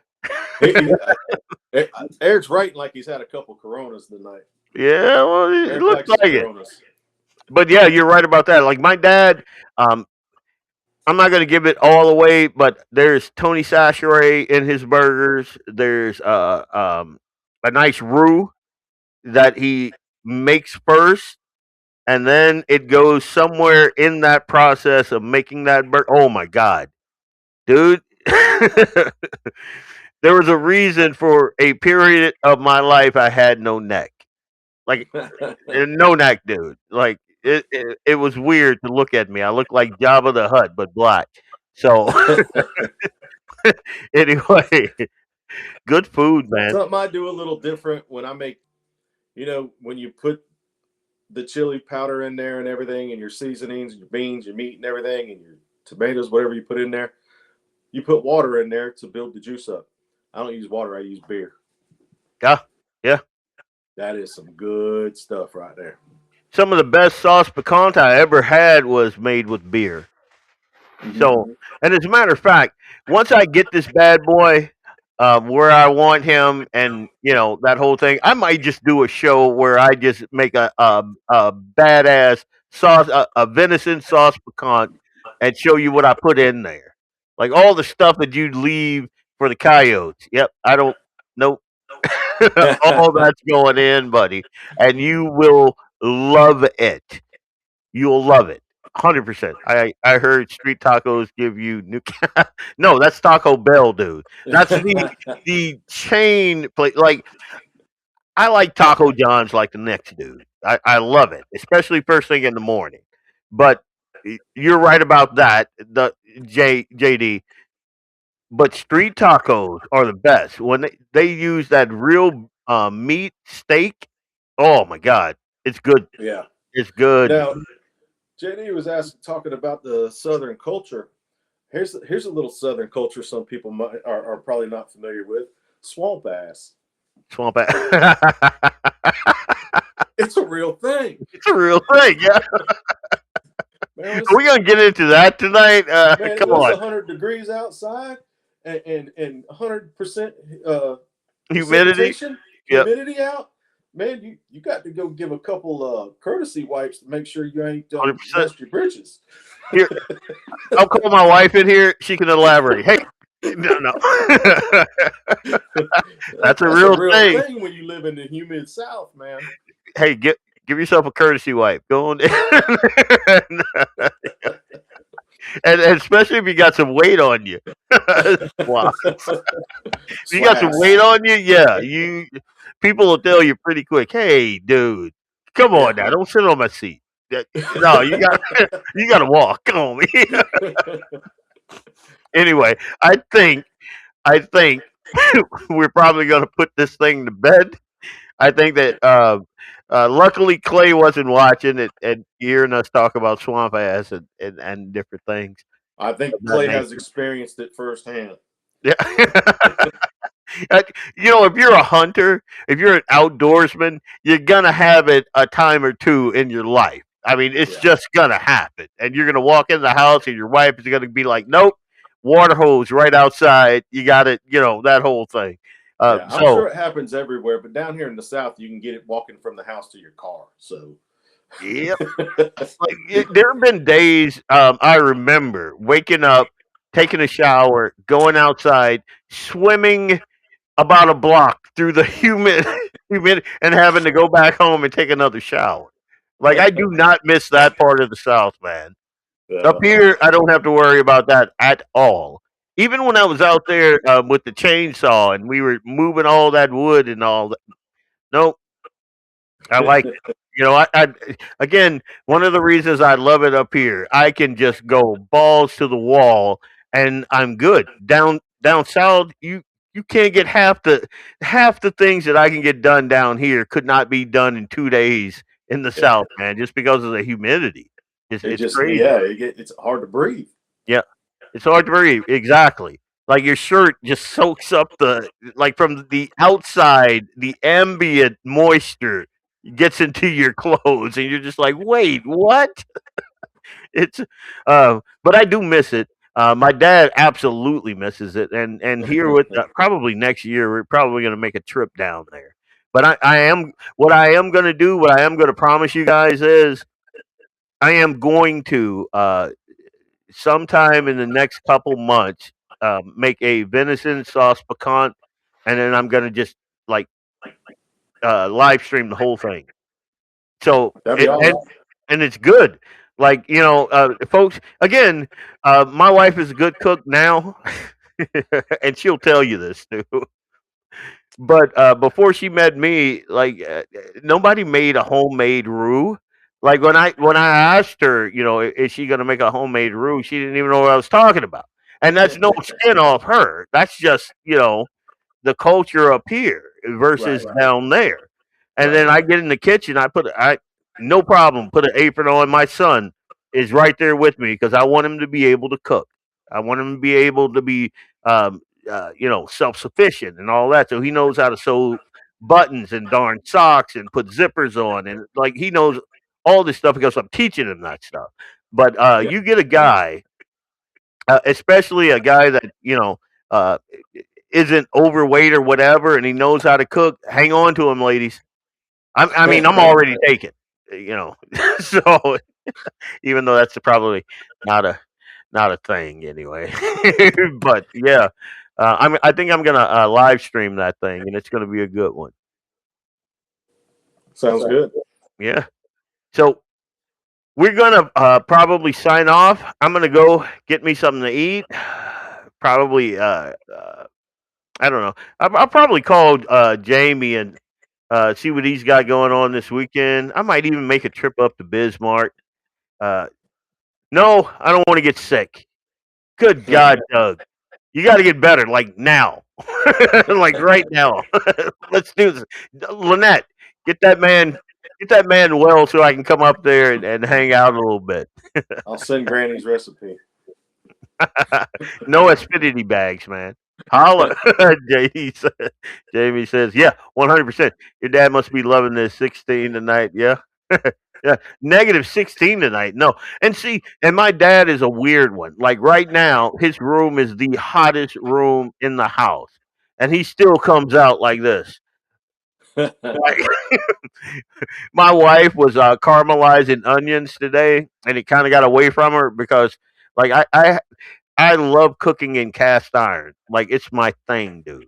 It is my thing. So tonight, because I was doing this and I kind of got in late, I'm black, so pork is always on the menu. So she's doing that whole thing. She was caramelizing onions, and so it kind of got away from her. And so we had a couple of the ceiling fans going. His room is like 90 degrees, and he's coming out like he's freezing. And I'm like, what are you doing? I mean, come on, dude. But yeah, anyway, the 16. He has no idea. If he knew it was -16, he'd beat me and make me take him back to Louisiana. There's like no way, like right now. And I'm shocked again that he hasn't been out here. He must be sleeping. I, that's the only thing I can think of.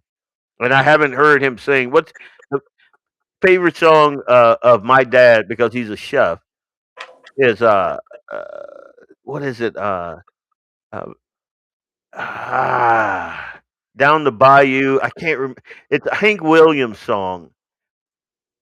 Got Joe, we roll PO down the The bayou. bayou. For the We night we gotta gonna go see Mama set a meal. God, I can't. on the bayou. Jambalaya, crawfish fry, filet gumbo. For tonight, we're gonna go and see Mama set a meal. Yeah, Yeah, that's yeah. it. That's it Hmm. right there. Oh, Hank. And if you guys know me, my dog, Eli's dog, his name is Bo for Bo Cephas. So that's how we roll. Anyway, there we go. What are you doing with my cup? Go put my cup back. No, no, bring me that. Say hi. You got to come over here, buddy. All the way over. There you Hello. go. Good night, guys. This has been Guns in the 701. A little unorthodox, a little southern thrown in there. I mean, I like it. I enjoy it. And we're gonna try. I kind of floated this by Clay. You can go now. You're ruining my shot, kid. Get out of here. I floated this by Clay. Uh, kind of doing like a round table of all of us guys on a monthly basis, or maybe a bi-monthly. I don't know. I just kind of taking the leading topics during that time period and kind of breaking them down, marinating them a little bit like a good gumbo or a roux or something like that. See what I did there? And just kind of talking about it, hashing it out with obvious listener and viewer input thrown in there. I think it'll be pretty fun. Thinking of it, that's Bo rattling his chains. He wants to get out of here. But yeah, I think that'll be fun. So Yeah. keep your ears to the ground. We got some big things coming up in 2026. Should be fun. Should be a fun time. We're gonna push out content. We hope you guys are gonna like it. I am Blackbeard, Blackbeard Logic, Leon Francis. If you know me, I don't know if that's a good thing. You probably have you're probably on a watch list or something. I don't know. Anyway, Vance, you want to add anything? Nope. Just Sunday Sportsman, 8 o'clock at 8 a.m. Central Time. Join us for getting in the Word of God and talking about some hunting and fishing. Good deal. God bless you guys. God bless. Thanks for joining us.